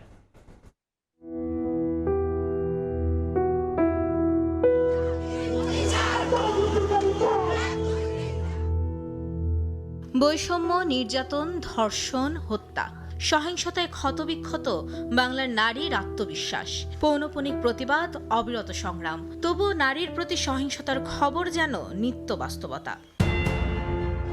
সীতাকুণ্ডের কন্যা শিশু কিংবা নরসিংদীর কিশোরীর রক্তাক্ত শরীর, প্রতিবারই প্রশ্ন জাগায় নারীর জন্য কতটা নিরাপদ এ রাষ্ট্র। বরং দেশের মানচিত্র জুড়ে ঘটে যাওয়া এমন অগণিত ঘটনা আর নির্যাতিতের আর্তনাদ সংবাদের কাটতি বাড়িয়ে শেষতক রূপ নেয় নির্মম পরিসংখ্যানে। বাংলাদেশ মহিলা পরিষদ বলছে, ফেব্রুয়ারিতে 183 জন কন্যা শিশু ও নারী নির্যাতনের শিকার হন, যার মধ্যে প্রাণ হারিয়েছেন 32 জন। মানবাধিকার সাংস্কৃতিক ফাউন্ডেশনের তথ্যে নির্যাতনের সংখ্যা আরও বেশি, 253 জন। আর আইন ও সালিশ কেন্দ্রের হিসেব বলছে, চলতি বছরের জানুয়ারিতে ধর্ষণের শিকার হন 35 জন, যাদের মধ্যে 13 জনেরই বয়স 12 বছরেরও নিচে। তবে পরিসংখ্যানে যোগ হয় শুধুমাত্র সেসব ঘটনা যা পৌঁছায় গণমাধ্যম এবং আইন শৃঙ্খলা বাহিনী পর্যন্ত। মানবাধিকার কর্মীদের মতে, বিচারহীন বা বিচারের দীর্ঘসূত্রিতার কারণে সামাজিক চাপ আর নিরাপত্তাহীনতার ভয়ে নির্যাতনের অসংখ্য ঘটনা আড়ালেই থেকে যায়। নারী বান্ধব একটা বিচার ব্যবস্থার দাবি আমাদের অনেক দিন ধরে। একটি নারী যখন বিচার চাইতে যায়, তার যে কষ্ট হয়, এই কারণে অনেকেই তো বিচার চাইতেই যায় না। 99 বা তার চাইতে বেশি 98% যে দোষী, যে পারপেট্রেটর, সে তো মনে করে আমার কিছু হবে না।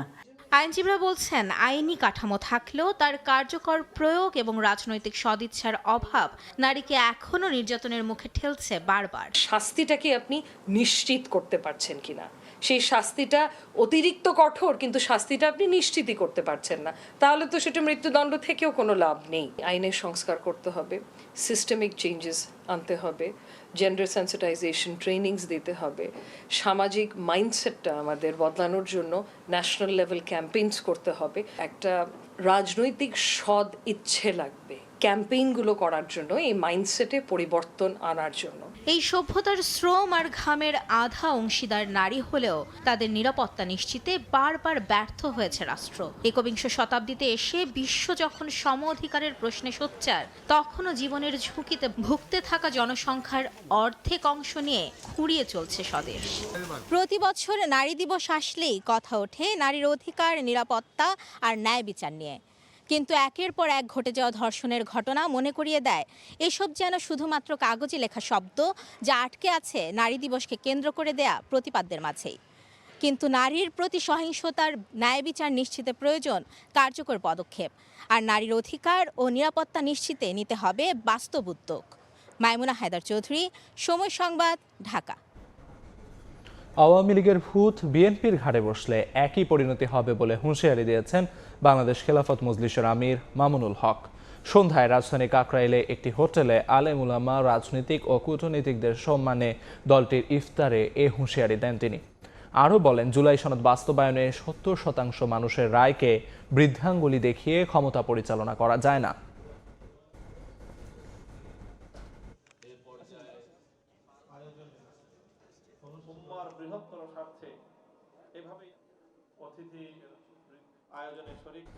জুলাই গণ অভ্যুত্থানে বেসরকারি বিশ্ববিদ্যালয়ের শিক্ষার্থীদের অবদানকে স্মরণ করে দ্রুত জাতীয় সনদ বাস্তবায়নের আহ্বান জানিয়েছেন এনসিপির মুখ্য সংগঠক নাসির উদ্দিন পাটোয়ারি। সন্ধ্যায় বেসরকারি বিশ্ববিদ্যালয়ের শিক্ষার্থীদের একটি সংগঠনের ইফতারে তিনি আরও বলেন, সরকার সংস্কার না করলে ছাত্র জনতাকে নিয়ে তা বাস্তবায়ন করা হবে। শেখ হাসিনা রায় কার্যকরে ভূমিকা না নিয়ে আওয়ামী লীগের অফিস খুলে দেওয়া হচ্ছে বলে অভিযোগ করেন নাসির উদ্দিন পাটোয়ারি। প্রাইভেট ইউনিভার্সিটির স্টুডেন্টরা মাঠে গিয়েছে, শহীদ হয়েছে, রক্তাক্ত হয়েছে, আন্দোলনকে সাকসেসফুল করেছিল। কেন করেছিল? বাংলাদেশে একটা রিফর্ম অ্যাসেম্বলি করার জন্য, সংস্কার বা পরিবর্তনের জন্য। কিন্তু আমরা দেখতে পাচ্ছি বাংলাদেশের সংস্কার নিয়ে ইনিয়ে বিনিয়ে এটা একটু দীর্ঘায়িত করার প্রচেষ্টা চলছে বা না করার প্রচেষ্টা চলছে। শেখ হাসিনার একটা ফাঁসির রায় হয়েছে, সেদিকে আমরা প্রক্রিয়াগত না গিয়ে উল্টো আওয়ামী লীগের অফিসগুলোকে খুলে দিচ্ছি। এটা হলো বাংলাদেশের জনগণকে বৃদ্ধাঙ্গুলি দেখানো। নানামুখী সংকট থাকলেও ঈদকে সামনে রেখে গাড়ি আমদানির প্রতিযোগিতা শুরু হয়েছে। গত 8 মাসে শুধু চট্টগ্রাম বন্দর থেকে ডেলিভারি হয়েছে 8,712টি গাড়ি। আর বিদায়ী 2025 সালে এসেছে 14,164টি। তবে বিক্রি তুলনামূলক কম, দাবি ব্যবসায়ীদের। সাখাওয়াত টিপুর ক্যামেরায় বিস্তারিত জানাচ্ছেন কমল দে। চলতি বছরের প্রথম 2 মাসে চট্টগ্রাম বন্দরে বিশেষায়িত 4টি জাহাজে করে আমদানি করা 1,671টি গাড়ি খালাস হয়। আর 2025 সালের পুরো বছরে 31টি জাহাজে করে আমদানি হয় 14,164টি বিভিন্ন ব্র্যান্ডের গাড়ি। এই মুহূর্তে 409 ইউনিট গাড়ি আছে, যেগুলো 30 দিনের কম সময় ধরে আমাদের কারশেডে অবস্থান করছে। আর 411 ইউনিট আছে যেগুলো আমাদের 30 দিনের অধিক সময় হয়ে গেছে, আমরা চিঠি দিয়ে কাস্টমস কর্তৃপক্ষকে জানিয়েছি। অর্থাৎ মোট গাড়ির পরিমাণের সংখ্যা 820 ইউনিট, যেটা আমাদের ক্যাপাসিটি 1250 ইউনিটের থেকে অনেক কম। এদিকে 2025-26 অর্থ বছরের 8 মাসে ডেলিভারি নেওয়া 8,712টি গাড়ির বিপরীতে রাজস্ব আদায় হয়েছে 1,448 কোটি টাকা। আর জানুয়ারি ও ফেব্রুয়ারিতে ডেলিভারি হওয়া 2,365টি গাড়ি থেকে চট্টগ্রাম কাস্টম হাউস রাজস্ব আদায় করেছে 352 কোটি 93 লাখ টাকা। গাড়ি আমদানির সংখ্যা বাড়ার পিছনে অবশ্যই মানুষের আয়ের পরিধি বেড়েছে, ভোগ বেড়েছে, অর্থাৎ অর্থনীতি যে উন্নয়ন সূচকে যাচ্ছে সেটি এটার ইঙ্গিত বহন করে। আগের অর্থ বছরে এই সময়ের তুলনায় 1020টি বেশি গাড়ি ডেলিভারির পাশাপাশি বাড়তি রাজস্ব আদায় হয়েছে 90 কোটি টাকা। কয়েক মাস আগেও চট্টগ্রাম বন্দরে আমদানি করা গাড়ির জট লেগেই থাকতো, এখন পরিস্থিতি পুরোপুরি পাল্টে গেছে। আমদানি করা গাড়ি দ্রুত ডেলিভারি নিচ্ছেন ব্যবসায়ীরা। 1250 ইউনিট ধারণ ক্ষমতার চট্টগ্রাম বন্দরের 3টি কারশেডে বর্তমানে গাড়ি রয়েছে 820টি। এর মাঝে 400 গাড়ি আবার নিলামযোগ্য। বাকি গাড়িগুলিও দ্রুত ডেলিভারি নেবেন, এমনটি বলছেন ব্যবসায়ীরা। গাড়ি আমদানির পাশাপাশি ডেলিভারি বাড়লেও বিক্রির ক্ষেত্রে ব্যবসায়ীরা বলছেন ভিন্ন কথা।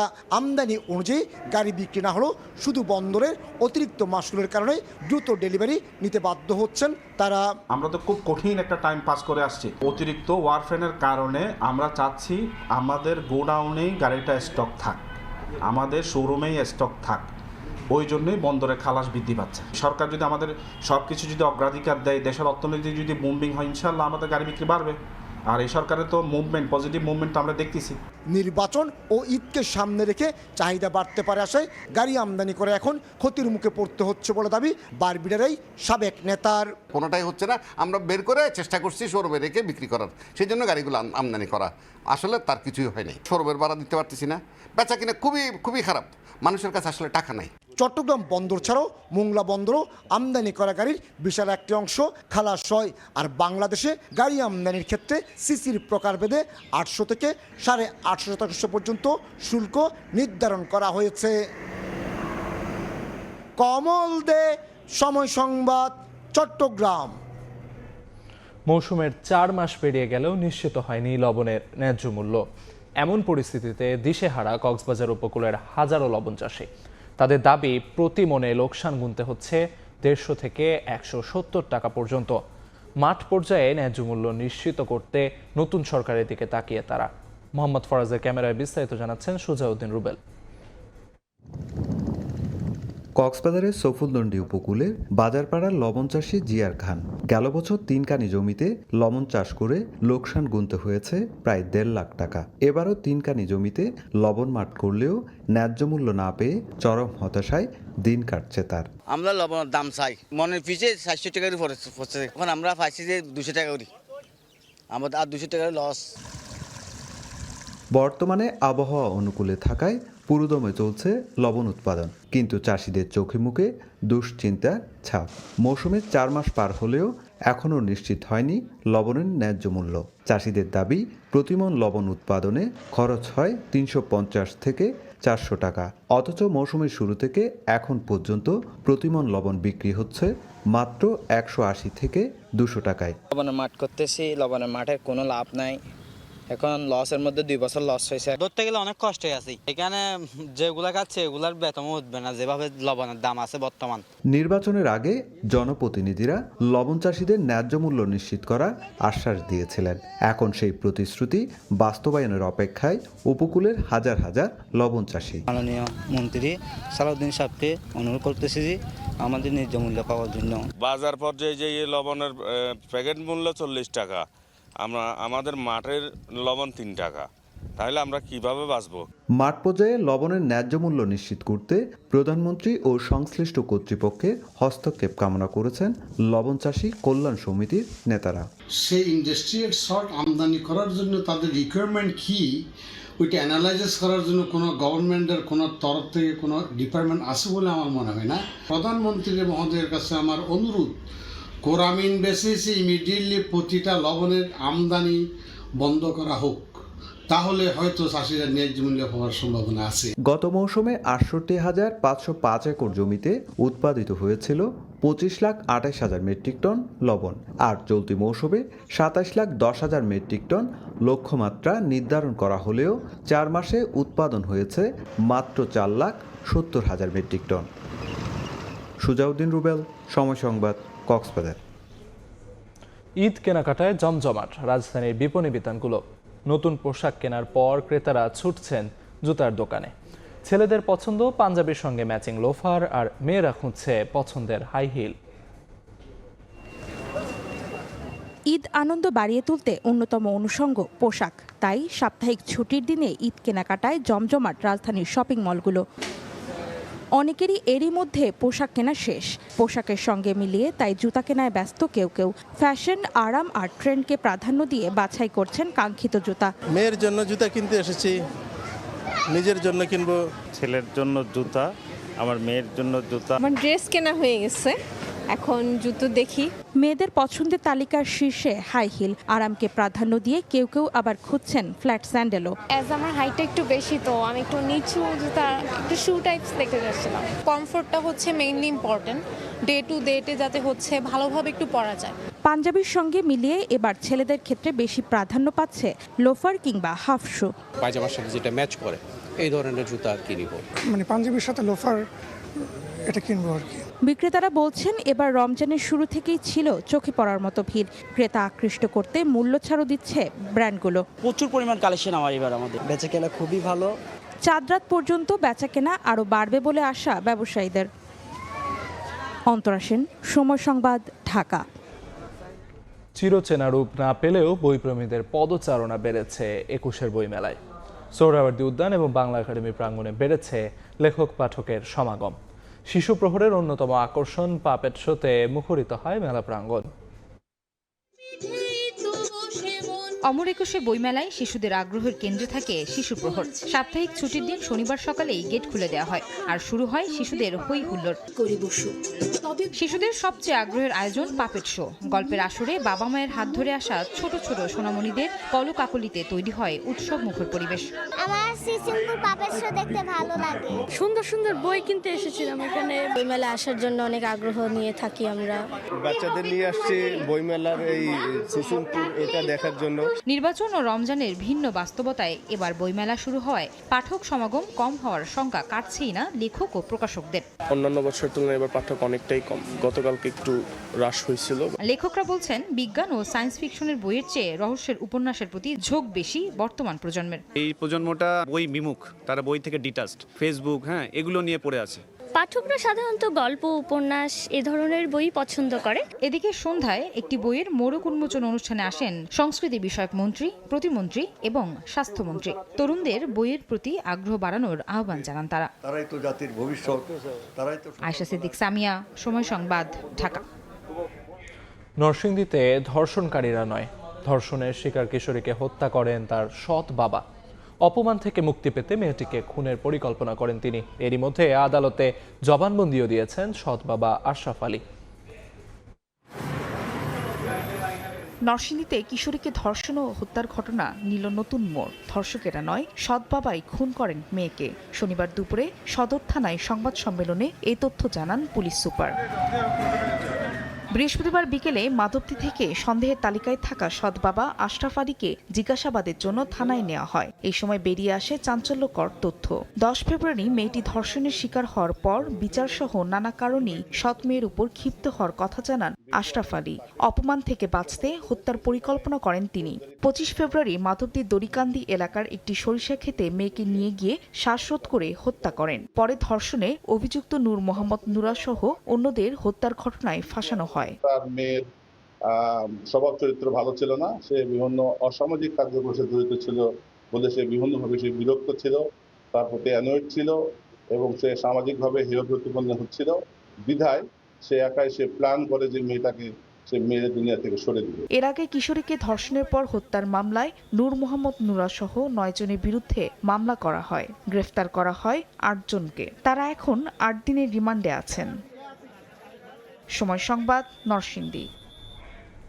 চাঁদা না দেয়ায় কক্সবাজারের স্ত্রীর সামনে ব্যবসায়ীকে খুন করেছে দুর্বৃত্তরা। এদিকে জেলার সদর হাসপাতালের লিফটের নিচ থেকে উদ্ধার করা হয়েছে এক নারীর মরদেহ।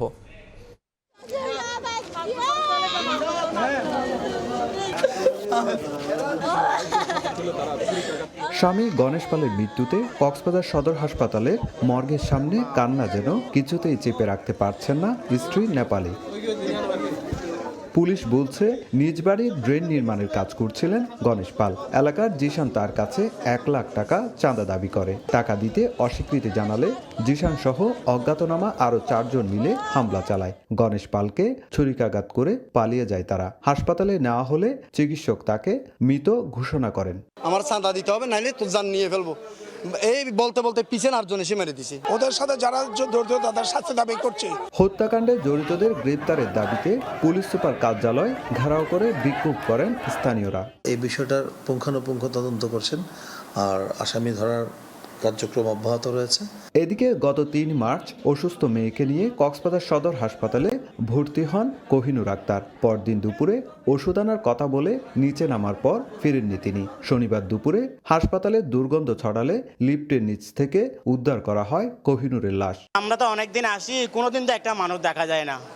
এই মানুষকে জানমালের নিরাপত্তা নাই।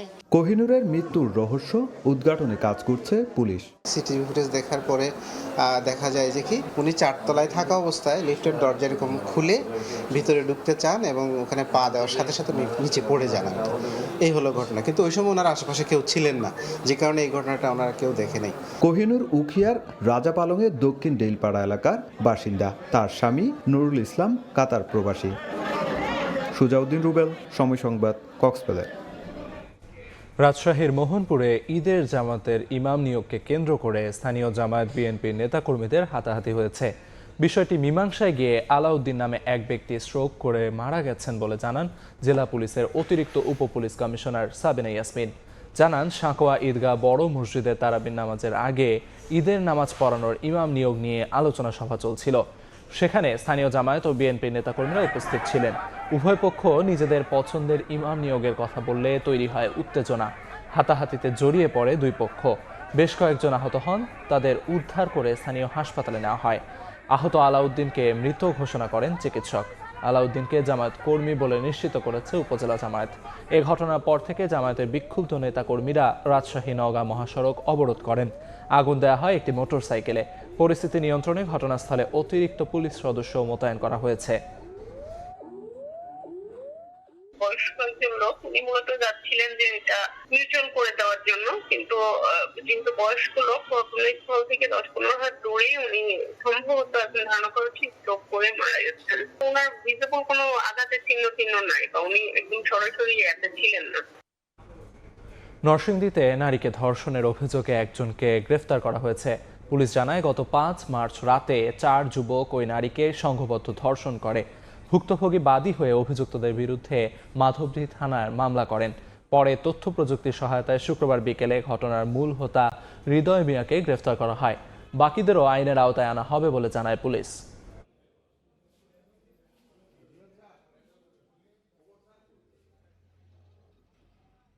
তার মোবাইল নাম্বার যে ছেলেটাকে তাকে কল করে সে সূত্র ধরে তাকে আইডেন্টিফাই করে আমরা তাকে বিকালের মধ্যে তাকে গ্রেপ্তার করতে সক্ষম হই। গঞ্জের মিরকাদিম মাছের আড়তে জমজমাট বেচাকেনা। রূপালী ইলিশের পাশাপাশি উঠেছে খাল বিলের মাছ। সেখানে আছেন রিপোর্টার নাসিরউদ্দিন উজ্জ্বল, সরাসরি যাচ্ছি তার কাছে। রোজার ভোরে ধলেশ্বরী তীরের মাছ বাজারে মানুষের উপচে পড়া ভিড়। রূপালী ইলিশের ঝিলিক যখন চারিদিকে এই দেখছেন আপনারা যে সেই ইলিশকে ঘিরে কিভাবে ভিড় পড়েছে, কিন্তু ইলিশ কিন্তু আজকে বড় সাইজে কম পাওয়া যাচ্ছে। 1 কেজি ওজনের ইলিশ কিন্তু বিক্রি হচ্ছে 2800 টাকা তা বলছেন, এবং এখানে যে আধা কেজি যেগুলো রয়েছে 500 গ্রাম বা 550 গ্রাম সেই ইলিশ কিন্তু বিক্রি হচ্ছে 1800 থেকে 2000 টাকা কেজি দরে। তবে বাজারে কিন্তু প্রকাশ্যে ঝাটকা বিক্রির অভিযোগ উঠেছে এবং তারা বলছেন যে অন্য মাছের সঙ্গে কিছু ঝাটকা আসে, তবে ব্যাপকভাবে ঝাটকা এখানে বিক্রি হচ্ছে বা বাজার যে যথাযথভাবে মনিটরিং সেগুলো নেই বলে কিন্তু এখানে অভিযোগ রয়েছে। এবং এই যে ইলিশের যে উৎপাদন সেটি কমে যাওয়ার পেছনে কিন্তু এই ঝাটকা নিধনকে দায়ী করা হচ্ছে। একই সঙ্গে কারেন্ট জালকে কিন্তু দায়ী করা হচ্ছে। প্রচুর কারেন্ট জাল নদীতে ব্যবহার হচ্ছে এবং এই কারণে কিন্তু মিঠা পানিতে ইলিশ পাওয়া যাচ্ছে কম। এবং এই যে বাজারে যে ইলিশগুলো উঠেছে সেগুলো কিন্তু সামুদ্রিক ইলিশ, যদিও কোনো কোনো আড়তদার বলছেন এগুলো পদ্মার ইলিশ, এবং পদ্মার ইলিশ বলে যে চালিয়ে দেওয়ার চেষ্টা, সেটা কিন্তু এখানকার যারা অনেক ভোক্তা আছেন সেটিতে কিন্তু তারা নানা রকম অভিযোগ করছেন। একই সঙ্গে এই যে মাছের আড়ত, সেখানে কিন্তু 43টি যে আড়ত রয়েছে সেই আড়ত ঘিরে কিন্তু যে বিশাল মাছের পসরা এবং নানা অঞ্চল থেকে আসা মাছ সেগুলো ঘিরে কিন্তু পাইকারদের যে কেনাবেচান আর যে একটা বড় বিশেষ পরিবেশ সেটি কিন্তু ভোর আজানের পর থেকে শুরু হয়েছে এবং সেটি ক্রমে জমে উঠছে এবং 2 থেকে 3 ঘন্টা ধরে কিন্তু এই বেচা কিনা চলে এবং সেখানে কিন্তু অন্যরকম যত বৈচিত্র্য মাছ সেগুলো কিন্তু এখানে রয়েছে এবং সেই চাষের মাছ এবং খালবিলের মাছ, সামুদ্রিক মাছ সবকিছু মিলে কিন্তু বৈচিত্র্যপূর্ণ একটি মাছের হাট, যেটি শতাব্দী প্রাচীন এবং প্রতিদিন কিন্তু এই হাট এখানে বসে। নানা প্রতিকূলতার মধ্যেও কিন্তু এই হাট এখানে জনপ্রিয়তা লাভ করেছে এবং একেবারে ধলেশ্বরী তীরে হওয়ার কারণে কিন্তু নৌপথে এবং সড়ক পথে 2 দিক থেকেই মাছ আসে এখানে। এবং এই যে মাছগুলো আছে সেগুলো কিন্তু এই জেলার বাইরে অন্তত 15টি জেলা থেকে মাছ আসে। বিশেষ করে দক্ষিণাঞ্চলের মাছগুলো কিন্তু পদ্মা সেতু দিয়ে এখন আসতে পারছে। আর নৌপথে যে মাছগুলো আসে সেখানে কিছু চ্যালেঞ্জ রয়েছে, যেখানে নাব্য সংকটের কারণে ঘাটে কাছে যে লঞ্চের টার্মিনাল রয়েছে, যেটি মিরকাদিম বন্দর টার্মিনাল বলা হয়, সেখানে কিন্তু লঞ্চ ভিড়তে পারছে না এখন।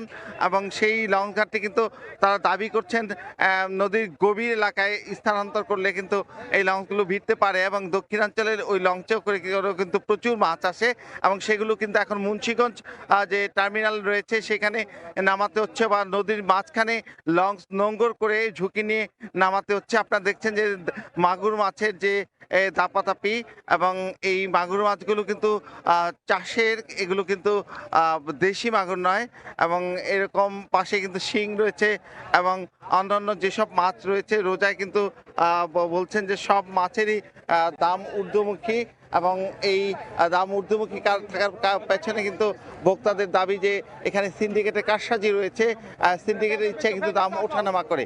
তবে আড়তদাররা কিন্তু বলছেন যে এখানে সিন্ডিকেট ছাড়াই তারা মাছ বিক্রি করেন এবং শিং মাছে যে রং মেশানো হয়, চিংড়ি মাছে যে জেলি মেশানো হয় সেই ব্যাপারে কিন্তু অভিযোগ রয়েছে। তারা এখানে কিন্তু এই প্রতিদিন প্রায় কোটি টাকার মাছ বিক্রি হয়। তো এই ছিল মুন্সিগঞ্জ থেকে মাছের হাটের সবশেষ।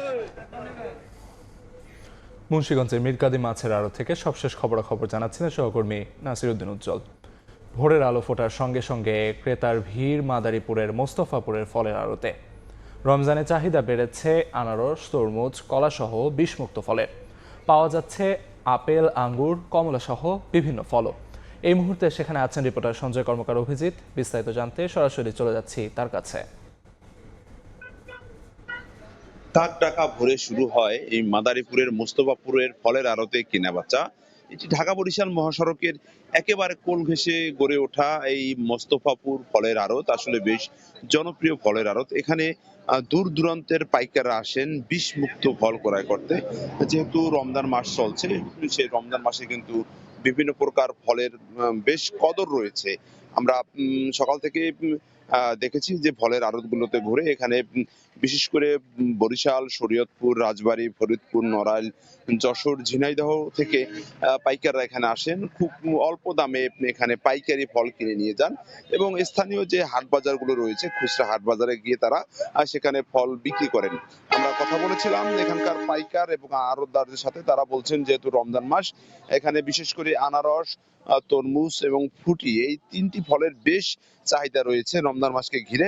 এখানে আমরা দেখতে পেয়েছি যে ভোর থেকে কিন্তু দক্ষিণাঞ্চল থেকে যে তরমুজের গাড়ি সেগুলো কিন্তু এখানে আসছে এবং সেখান থেকে এই ফলগুলো মোস্তফাপুর ফলের আড়তে নামানো হচ্ছে এবং চাষিরাও কিন্তু রয়েছেন, অর্থাৎ চাষিরা কিন্তু যে পটুয়াখালী জেলা থেকে কিন্তু এখানে তরমুজ নিয়ে আসছেন এবং এখানে তারা কিন্তু এই পাইকারি আড়তে দিয়ে যান এবং এখানে বিক্রি করার পরে প্রতিদিনের যে টাকা সেটা কিন্তু তারা নিজেরা নিয়ে যান।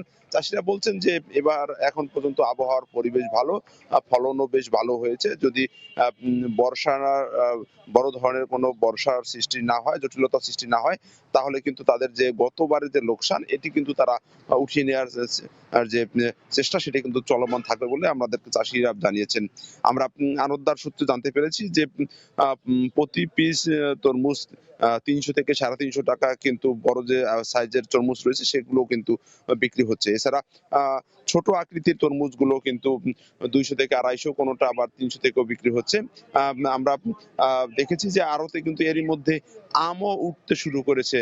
আসলে মৌসুমি যে ফল রয়েছে আম, সেই আম কিন্তু এরই মধ্যে আড়তে আসতে শুরু করেছে। অর্থাৎ বলা যায় যে মাদারীপুরের যে মোস্তফাপুরের যে ফলের আড়ত, এটি ঢাকা বরিশাল মহাসড়কের কোল ঘেঁষে গড়ে ওঠায় যাতায়াতে বেশ স্বাচ্ছন্দ্য রয়েছে। অর্থাৎ ফল নিয়ে যারা আসেন চাষিরা এবং যারা ফল কিনে নিয়ে যান পাইকাররা, উভয়ে খুব সহজে যাতায়াত করতে পারেন, এতে কোনো প্রকার বিড়ম্বনা হয় না। সবকিছু মিলিয়ে মাদারীপুরের মোস্তফাপুর ফলের আড়ত বেশ জনপ্রিয় হয়ে উঠছে। তো এই ছিল আমার কাছে সবশেষ। মাদারীপুর থেকে সবশেষ জানাচ্ছিলেন সহকর্মী সঞ্জয় কর্মকার অভিজিৎ। ভোরের সময় এই ছিল আমার কাছে। পরবর্তী সংবাদগুলো জানাতে যুক্ত হবেন সহকর্মী কাজল আব্দুল্লাহ। ধন্যবাদ। পরবর্তী সংবাদগুলো জানাবো আমি কাজল আব্দুল্লাহ। দেখছেন ভোরের সময়, সঙ্গে থাকুন। ময়মনসিংহের ফুলবাড়িয়া উপজেলার স্বাস্থ্য কেন্দ্রটি নিজেই যেন অসুস্থ হয়ে ধুঁকছে। রুরাল ডিসপেন্সারি থেকে ইউনিয়ন স্বাস্থ্য কেন্দ্রে উন্নীত হওয়া প্রতিষ্ঠানটির প্রায় 80% জমি দখলদারদের কবলে। জীর্ণ টিন শেডের ভাঙাচোরা 3 কক্ষের ভবনে কোনো রকমে চলছে চিকিৎসা সেবা। নেই পর্যাপ্ত জনবল ও চাহিদা অনুযায়ী ওষুধের সরবরাহ।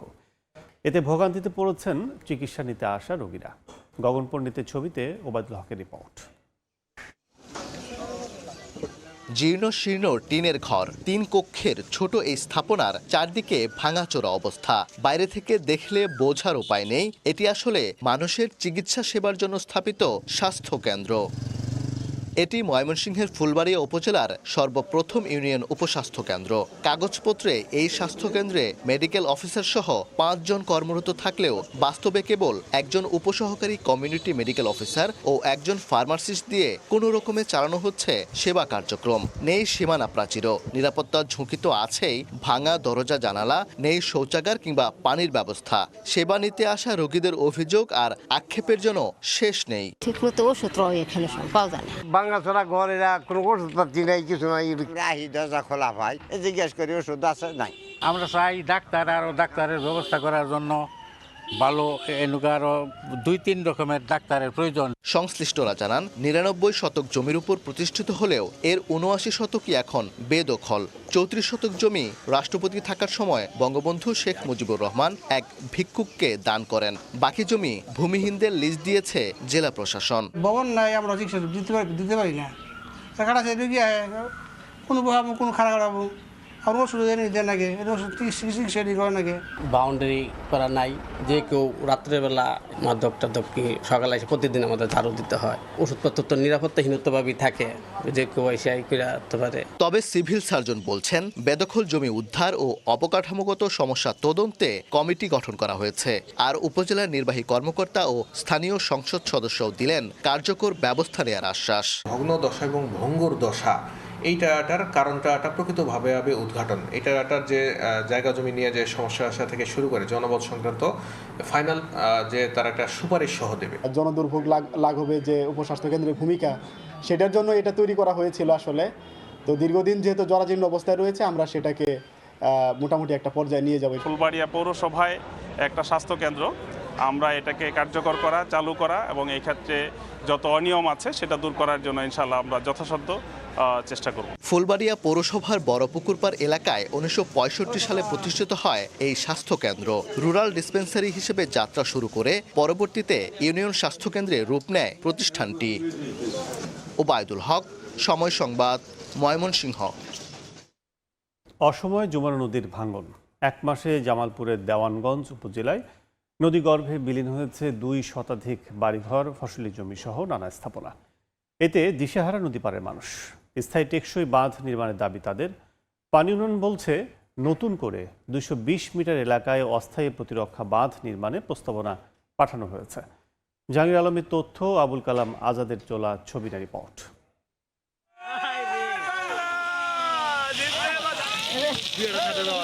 মুহূর্তে ধসে পড়ল নদী তীরবর্তী পিচ ঢালা সড়ক। ভাঙনের তীব্রতা এত বেশি যে বাড়িঘর ও ফসলি জমির সীমানায় চলে এসেছে নদী। অসময়ে যমুনা নদীর ভাঙনের শিকার জামালপুরের দেয়ানগঞ্জের খোলাবাড়ি থেকে চর ডাকাতিয়া হয়ে বড়খাল পর্যন্ত প্রায় 5 কিলোমিটার এলাকা। ইতোমধ্যে বেশ কয়েকটি গ্রামের কয়েক হাজার বসতভিটা ও কয়েকশো একর ফসলি জমি নদীতে বিলীন। এছাড়া এলজিইডির 1.5 কিলোমিটার পাকা রাস্তাও নদীতে চলে গেছে। এতে খোলাবাড়ির সঙ্গে দেয়ানগঞ্জ উপজেলার সড়ক যোগাযোগ বিচ্ছিন্ন হয়ে গেছে। 23 ভাঙ্গা আমার এদিকে গেছে গা, 24 ভাঙ্গায় আমি মাইশের জায়গায় বাড়ি করে আছি। 50 থেকে 60 বিঘা জমি ছিল এদের। এই 60 বিঘা জমি তো ভেঙে নিছেই, এখন বসত বাড়িও ভেঙতেছে। আমার তো থাকার কোনো বুদ্ধি নাই, কোনো জায়গা নাই। বাড়ির ভিটাটা আছে, এগুলো চলে যাচ্ছে। নদী ভাঙনের শিকার অনেক পরিবার বাড়িঘর ভেঙে অন্য এলাকায় চলে গেছেন। কেউ কেউ রাস্তার পাশে আশ্রয় নিয়েছেন। ভাঙন রোধে স্থায়ী বাঁধ নির্মাণ করার দাবি ভুক্তভোগীদের। নদীটা বাঁধা দিলে হলে আমরা বিটায় থাকতে পারলাম না। আমাদের এখানে যদি ওইভাবে পাইলিং করা হয় তাহলে আমরা আশা করি আমাদের বাড়িঘর, জমি জমা সবকিছুই আমরা এই নদী ভাঙন থেকে নিরাপদ পাবো। আকুল আবেদন করতে হবে সরকারের কাছে। সরকার যদি আমাদের এই অবস্থা দেখিয়ে যদি ব্যবস্থা করে। পানি উন্নয়ন বোর্ড বলছে 1.5 কিলোমিটারের মতো ভাঙন রয়েছে, যার মধ্যে 157 কিলোমিটার জরুরিভাবে ব্যবস্থা নেওয়া হয়েছে আগেই। বর্তমানে অস্থায়ী প্রতিরক্ষা ব্যবস্থার জন্য আরও 220 কিলোমিটারের প্রস্তাবনা পাঠানো হয়েছে। গত 3 মাসে চিকাজানি ইউনিয়নে নদী ভাঙনের শিকার 20,000 মানুষ। সময় সংবাদ, জামালপুর। ভোরের সময় আরও থাকছে। মুকুলে মুকুলে ভরে উঠছে মৌলভীবাজারে পাহাড় সমতলের আমবাগান। আবহাওয়া অনুকূলে থাকলে ভালো ফলনের আশা। যথাসময়ে স্প্রে করার পরামর্শ কৃষি বিভাগের। নওগাঁয় বাস চাপায় তন্ময় নামে এক যুবকের মৃত্যু হয়েছে। গোপালগঞ্জে নসিমন নিয়ন্ত্রণ হারিয়ে প্রাণ গেল চালকের। পুলিশ ও স্থানীয়রা জানায় শনিবার সকালে ইলেকট্রিক সরঞ্জাম কিনতে নওগাঁ শহরে যাচ্ছিলেন তন্ময়। বিপরীত দিক থেকে আসা বিআর সুপার ট্রাভেল নামের একটি বাস তাকে চাপা দেয়। ঘটনাস্থলে তার মৃত্যু হয়। এদিকে সকালে গোপালগঞ্জ থেকে টেকেরহাটের দিকে যাচ্ছিল একটি নসিমন কাংসুর মসজিদ এলাকায় মোড় নিতে গিয়ে নিয়ন্ত্রণ হারিয়ে খাদে পড়ে যায়। এতে ঘটনাস্থলে চালক বিপ্লব মোল্লা নিহত হন। এ সময় নসিমনে থাকা 2 যাত্রী আহত হন। তাদের সদর জেনারেল হাসপাতালে ভর্তি করা হয়েছে। বরিশালে ঈদযাত্রার চিরচেনা ভিড় শুরু না হলেও প্রস্তুতিতে কমতি নেই। ঘরমুখী মানুষের নিরাপদ যাতায়াত নিশ্চিত করতে এরই মধ্যে তৎপরতা শুরু করেছে স্থানীয় প্রশাসন। সড়ক ও নৌপথে যানবাহন মেরামতের ধুম পড়েছে। বিস্তারিত সুজয় দাসের তোলা ছবিতে অপূর্ব অপুর রিপোর্ট। যন্ত্রপাতির ঠুংঠাং শব্দ আর রঙের কড়া গন্ধ ছড়িয়ে পড়েছে বরিশালের নতুল্লাবাদ বাস টার্মিনাল সংলগ্ন গ্যারেজগুলোয়। ঈদ সামনে রেখে বিভিন্ন পরিবহনে মেরামতে ব্যস্ত শ্রমিকরা। পরিবহন মালিকরা জানান, ঈদ যাত্রা নির্বিঘ্ন করতে অভ্যন্তরীণ ও দূরপাল্লার বাসগুলোর যান্ত্রিক ত্রুটি সারিয়ে ফেলা হচ্ছে। পাশাপাশি চলছে ডেকোরেশন আর রঙের শেষ মুহূর্তের কাজ। আগের থেকে আমাদের কাজ হলো 10 থেকে 10 ঘন্টা করতাম, এখন 12 ঘন্টা। এখন কাজের চাপ একটু বাড়ছে এবং জ্বালাইটাই অতিরিক্ত বেশি হয় এবং রানিং রঙের কাজও বাড়ছে আর কি। গাড়ির এই যে সামনের মডেল করতে আসছি, সামনে মডেল করতেছি, গ্লাস ফ্রেম নতুন করতেছি, ভিতরে ডেকোরেশনের কাজ করতেছি, বাইরে রঙের কাজ, ডেন্টিং এর কাজ। প্রত্যেক বছরই একটু রিপেয়ারিং কাজ করতে হয়, যেরকম সৌন্দর্যের জন্য। ঈদের সময় সবাই আসে ছুটিতে, যেন গাড়িটা সুন্দর দেখায়, সুন্দর গাড়িতেই ওঠে, তখন তো আর কেউ টাকার পিছনে চায় না। ঈদের কাজের জন্য যাতে গাড়ি ডিস্টার্ব না দেয়, এই কারণে গাড়িগুলো সবাই টুকটাক যেখানে যা কাজ আছে সবাই আর কি কাজ কমপ্লিট করে ফেলে। ঈদের পূর্ব মুহূর্তে আমরা ওগুলো ভালোভাবে চেক আপ করি, গাড়িগুলি রাস্তায় কোনো সমস্যার সৃষ্টি না হয়, রাস্তায় যাত্রীদের কোনো ভোগান্তি না হয়। কেবল সড়কই নয়, নৌপথও রয়েছে ব্যাপক প্রস্তুতি। বরিশাল নদীবন্দরে চলছে পল্টন মেরামত ও রঙের কাজ। লঞ্চের ফিটনেস তদারকির পাশাপাশি ঘরমুখো মানুষের নিরাপত্তা নিশ্চিত করতে ঘাটে বাড়ানো হচ্ছে নিরাপত্তা। বরাবরের মতো এবারও আমাদের সেই সার্বিক প্রস্তুতি আমাদের হাতে নেওয়া হয়েছে। তারই অংশ হিসেবে আমাদের বিভিন্ন যে পন্টনগুলো রয়েছে, পন্টনগুলো যেন স্বাভাবিক থাকে এবং গ্যামগুলো মেরামত করার সিদ্ধান্ত গৃহীত হয়েছে। পাশাপাশি যে নৌযানগুলো যাতে স্বাভাবিকভাবে এখানে ভিড়তে পারে, সেজন্য আপনি দেখেন অতি পাশেই আমাদের ড্রেজিং কার্যক্রম চলমান রয়েছে। এছাড়া সড়কে চাঁদাবাজি সহ যে কোনো ধরনের অপ্রীতিকর ঘটনা এড়াতে প্রস্তুত রয়েছে আইন শৃঙ্খলা বাহিনী। আইনের বাইরে কিছুই হতে দিব না। তো এখন যেটা অবৈধভাবে, যেটা মেয়াদবিহীন হয়ে গেছে, সেটা আমরা কোনোভাবেই রাস্তায় চলতে দিব না। তো ওইটা যখনই আমাদের নজরে আসবে, আমরা সেটাকে ধরে নিয়ে আসবো। এবারের ঈদুল ফিতরের ছুটিতে সড়ক ও নৌপথে যাতায়াত করবেন দক্ষিণের অন্তত কয়েক লাখ মানুষ। অপূর্ব অপু, সময় সংবাদ, বরিশাল। 2 বছরেরও বেশি সময় পার হলেও থমকে আছে শেরপুরের 4.25 কিলোমিটার সড়কের উন্নয়ন কাজ। এতে চরম দুর্ভোগে পোহাতে হচ্ছে চলাচলকারীদের। দ্রুত উন্নয়ন কাজ শেষ করার দাবি তাদের। উপজেলা প্রকৌশলী বলছেন ঠিকাদার লাপাত্তা। পুরনো চুক্তি বাতিল করে নতুন দরপত্রের মাধ্যমে কাজ সম্পূর্ণ করা হবে। শহীদুল ইসলাম হীরার তথ্য ও বাবু চক্রবর্তীর তোলা ছবিতে রিপোর্ট। সরু রাস্তা প্রশস্তকরণের জন্য কোথাও দুপাশে সীমানা নির্ধারণ করে কেটে রাখা হয়েছে, আবার কোথাও তাও করা হয়নি। ২৬ মাস ধরে প্রকল্পের কাজ বন্ধ রেখে লাপাত্তা ঠিকাদার। 2023 সালের ডিসেম্বরে শেরপুরের শ্রীবর্দী উপজেলার ঝগড়াচর বাজার থেকে শেরপুর সদর অভিমুখে 3750 মিটার সড়কের প্রশস্তকরণ সহ উন্নয়ন করার কার্যাদেশ পায় রাজশাহীর ঠিকাদারি প্রতিষ্ঠান বরেন্দ্র কনস্ট্রাকশন লিমিটেড। তবে কাজটি পরিচালনা করছিলেন স্থানীয় প্রভাবশালী আওয়ামী লীগ ও সাবেক জেলা পরিষদ চেয়ারম্যান নেতা হুমায়ুন কবির রুমান। 2024 সালের 5 আগস্টের গণ অভ্যুত্থানে সরকার পতনের পর লাপাত্তা তিনি। এতে সড়ক প্রশস্তকরণের কাজ থমকে যাওয়ায় জনদুর্ভোগ চরমে। প্রায় ঘটছে ছোট বড় দুর্ঘটনা। ড্রেন করে থুইছে, এর বাদে খেতে খামারও নামা অসুবিধা, এটা ট্রাক্টর নামা অসুবিধা। রাস্তা এমনি ছিল, তার মধ্যে সাইডে কাটিয়ে দিয়েছে, গাড়ি করে যাওয়া অসুবিধা। প্রতিদিনই মনে করেন অ্যাক্সিডেন্ট হইতে চলাফেরা করার খুবই অসুবিধা। রাস্তাটা অতি তাড়াতাড়ি সবাই এলা করে দিলে আঙ্গ সুবিধা হইতো। এ বিষয়ে পলাতক ওই আওয়ামী লীগ নেতা সহ ঠিকাদার প্রতিষ্ঠানের সঙ্গে যোগাযোগ করেও মেলেনি কোনো সাড়া। তবে ঠিকাদারের সঙ্গে চুক্তি বাতিল করে নতুন দরপত্রের মাধ্যমে কাজ শুরুর আশ্বাস উপজেলা প্রকৌশলীর।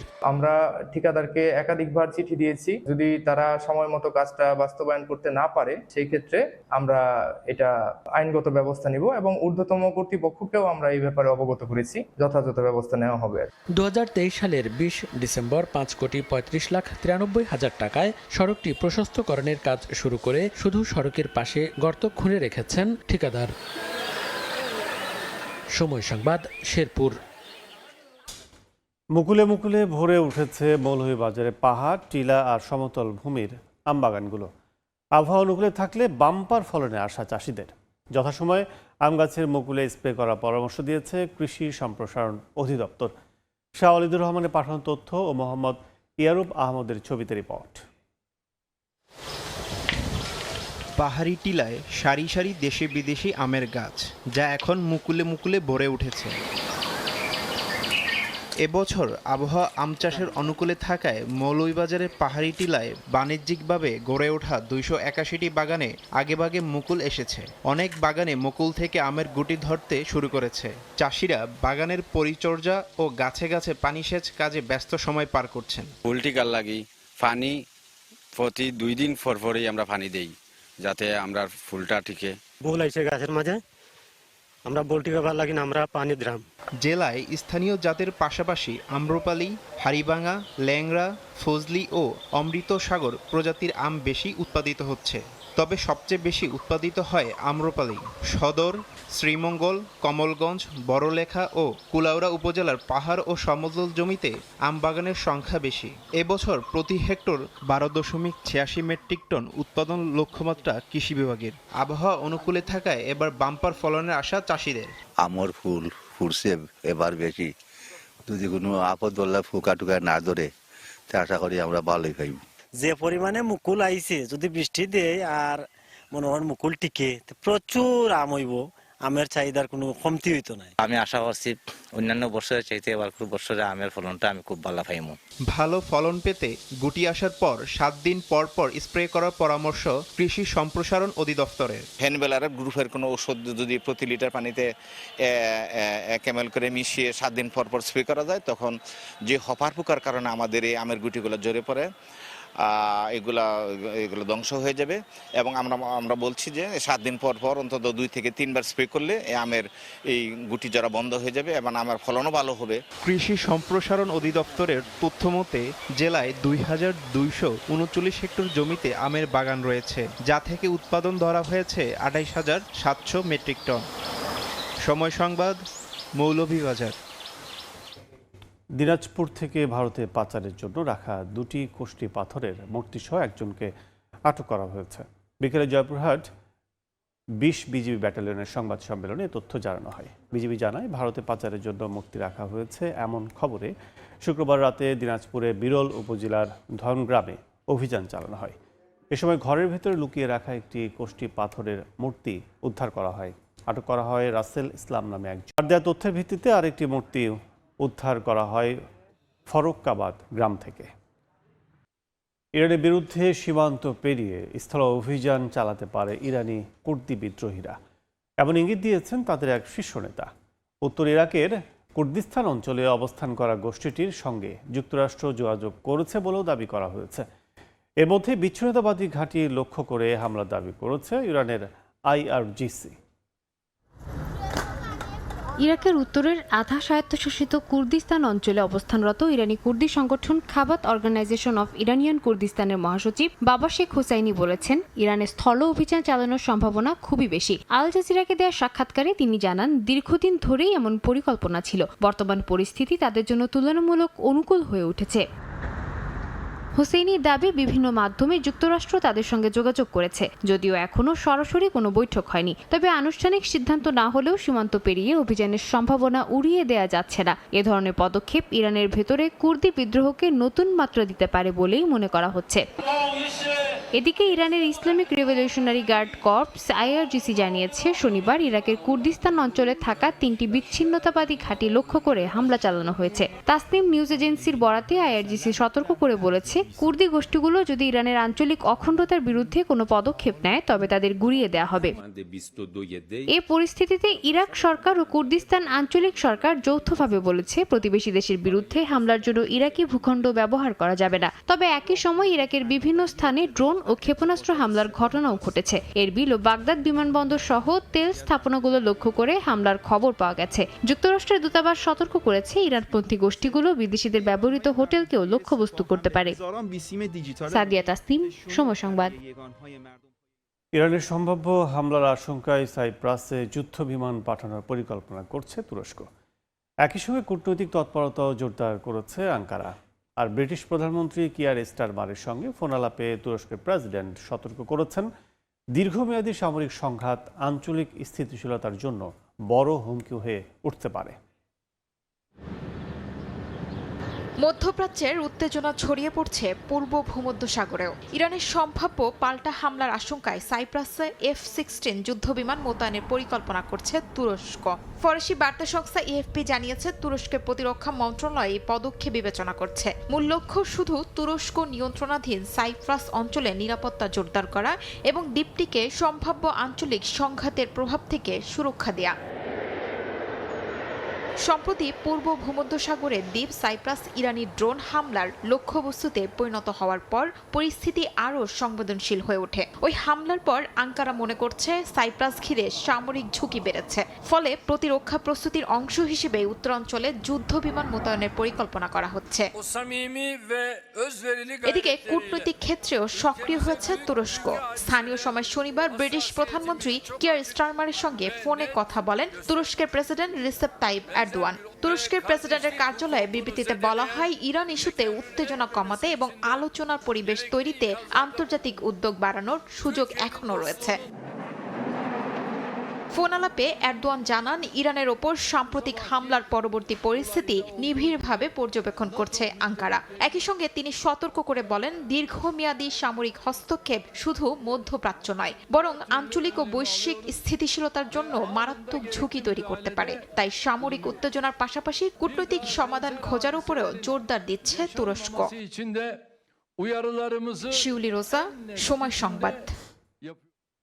ইরানের সামরিক অভিযানের পর যুক্তরাষ্ট্রের সঙ্গে পশ্চিমা মিত্রদের ফাটল আরও স্পষ্ট হয়ে উঠছে।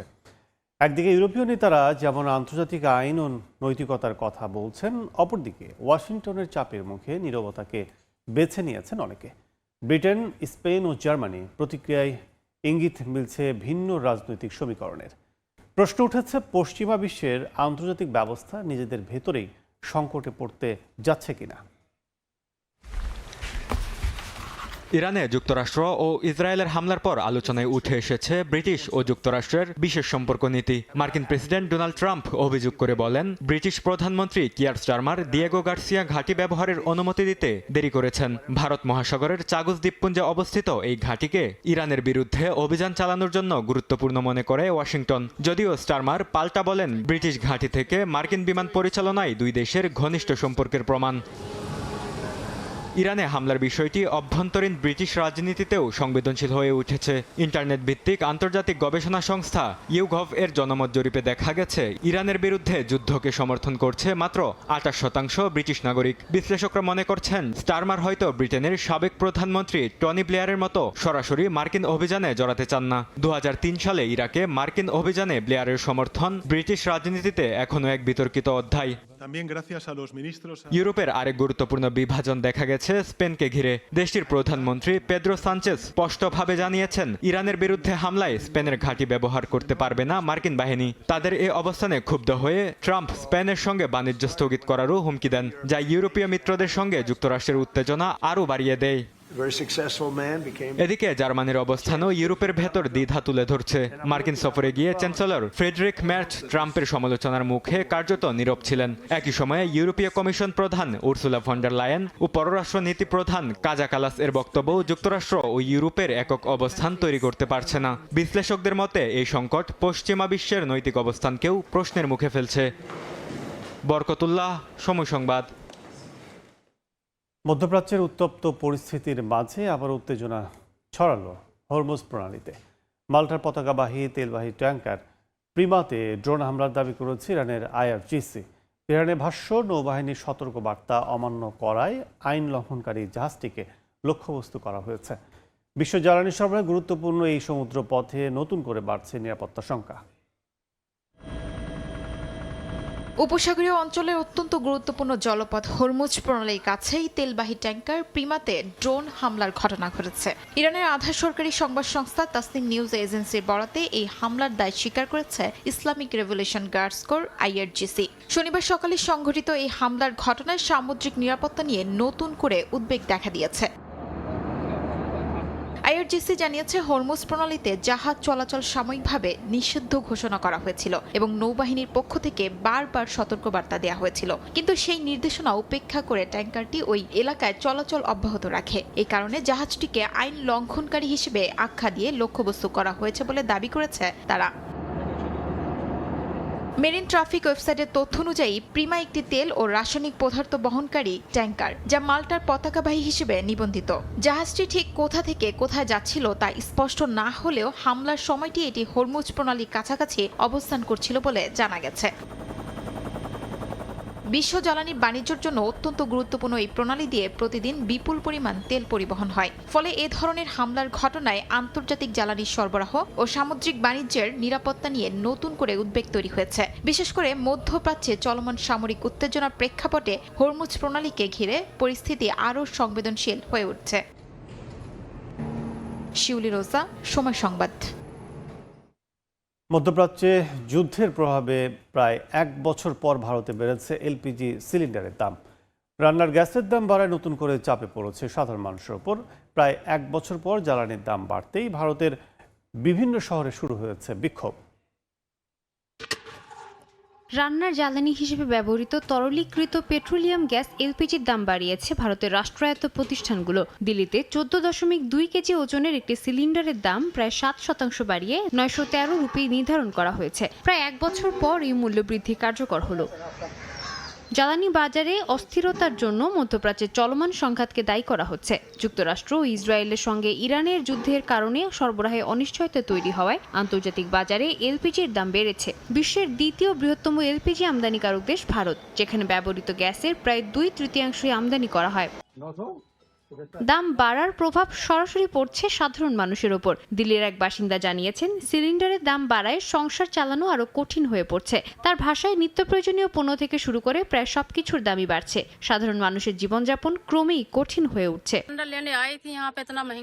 আমি এখানে একটি সিলিন্ডার কেনার জন্য এসে দেখি দাম 60 টাকা করে বেড়ে গেছে। এত মূল্যস্ফীতি, এটা আমাদের জন্য অনেক সমস্যা তৈরি করছে। রান্নাঘরের জিনিসপত্র থেকে শুরু করে সবকিছুর দাম বেড়েছে। আমরা কিভাবে আমাদের ঘর চালাবো? মূল্যবৃদ্ধির প্রতিবাদে দেশের বিভিন্ন স্থানে বিক্ষোভ হয়েছে। বিরোধী দল কংগ্রেস অভিযোগ করেছে, এই সিদ্ধান্তের মাধ্যমে মধ্যবিত্ত ও নিম্ন আয়ের মানুষের ওপর নতুন করে চাপ সৃষ্টি করেছে সরকার। দলটি সরকারের কাছে গ্যাসের দাম আগের পর্যায়ে ফিরিয়ে নেওয়ার আহ্বান জানিয়েছে। সাদিয়া তাসনিম, সময় সংবাদ।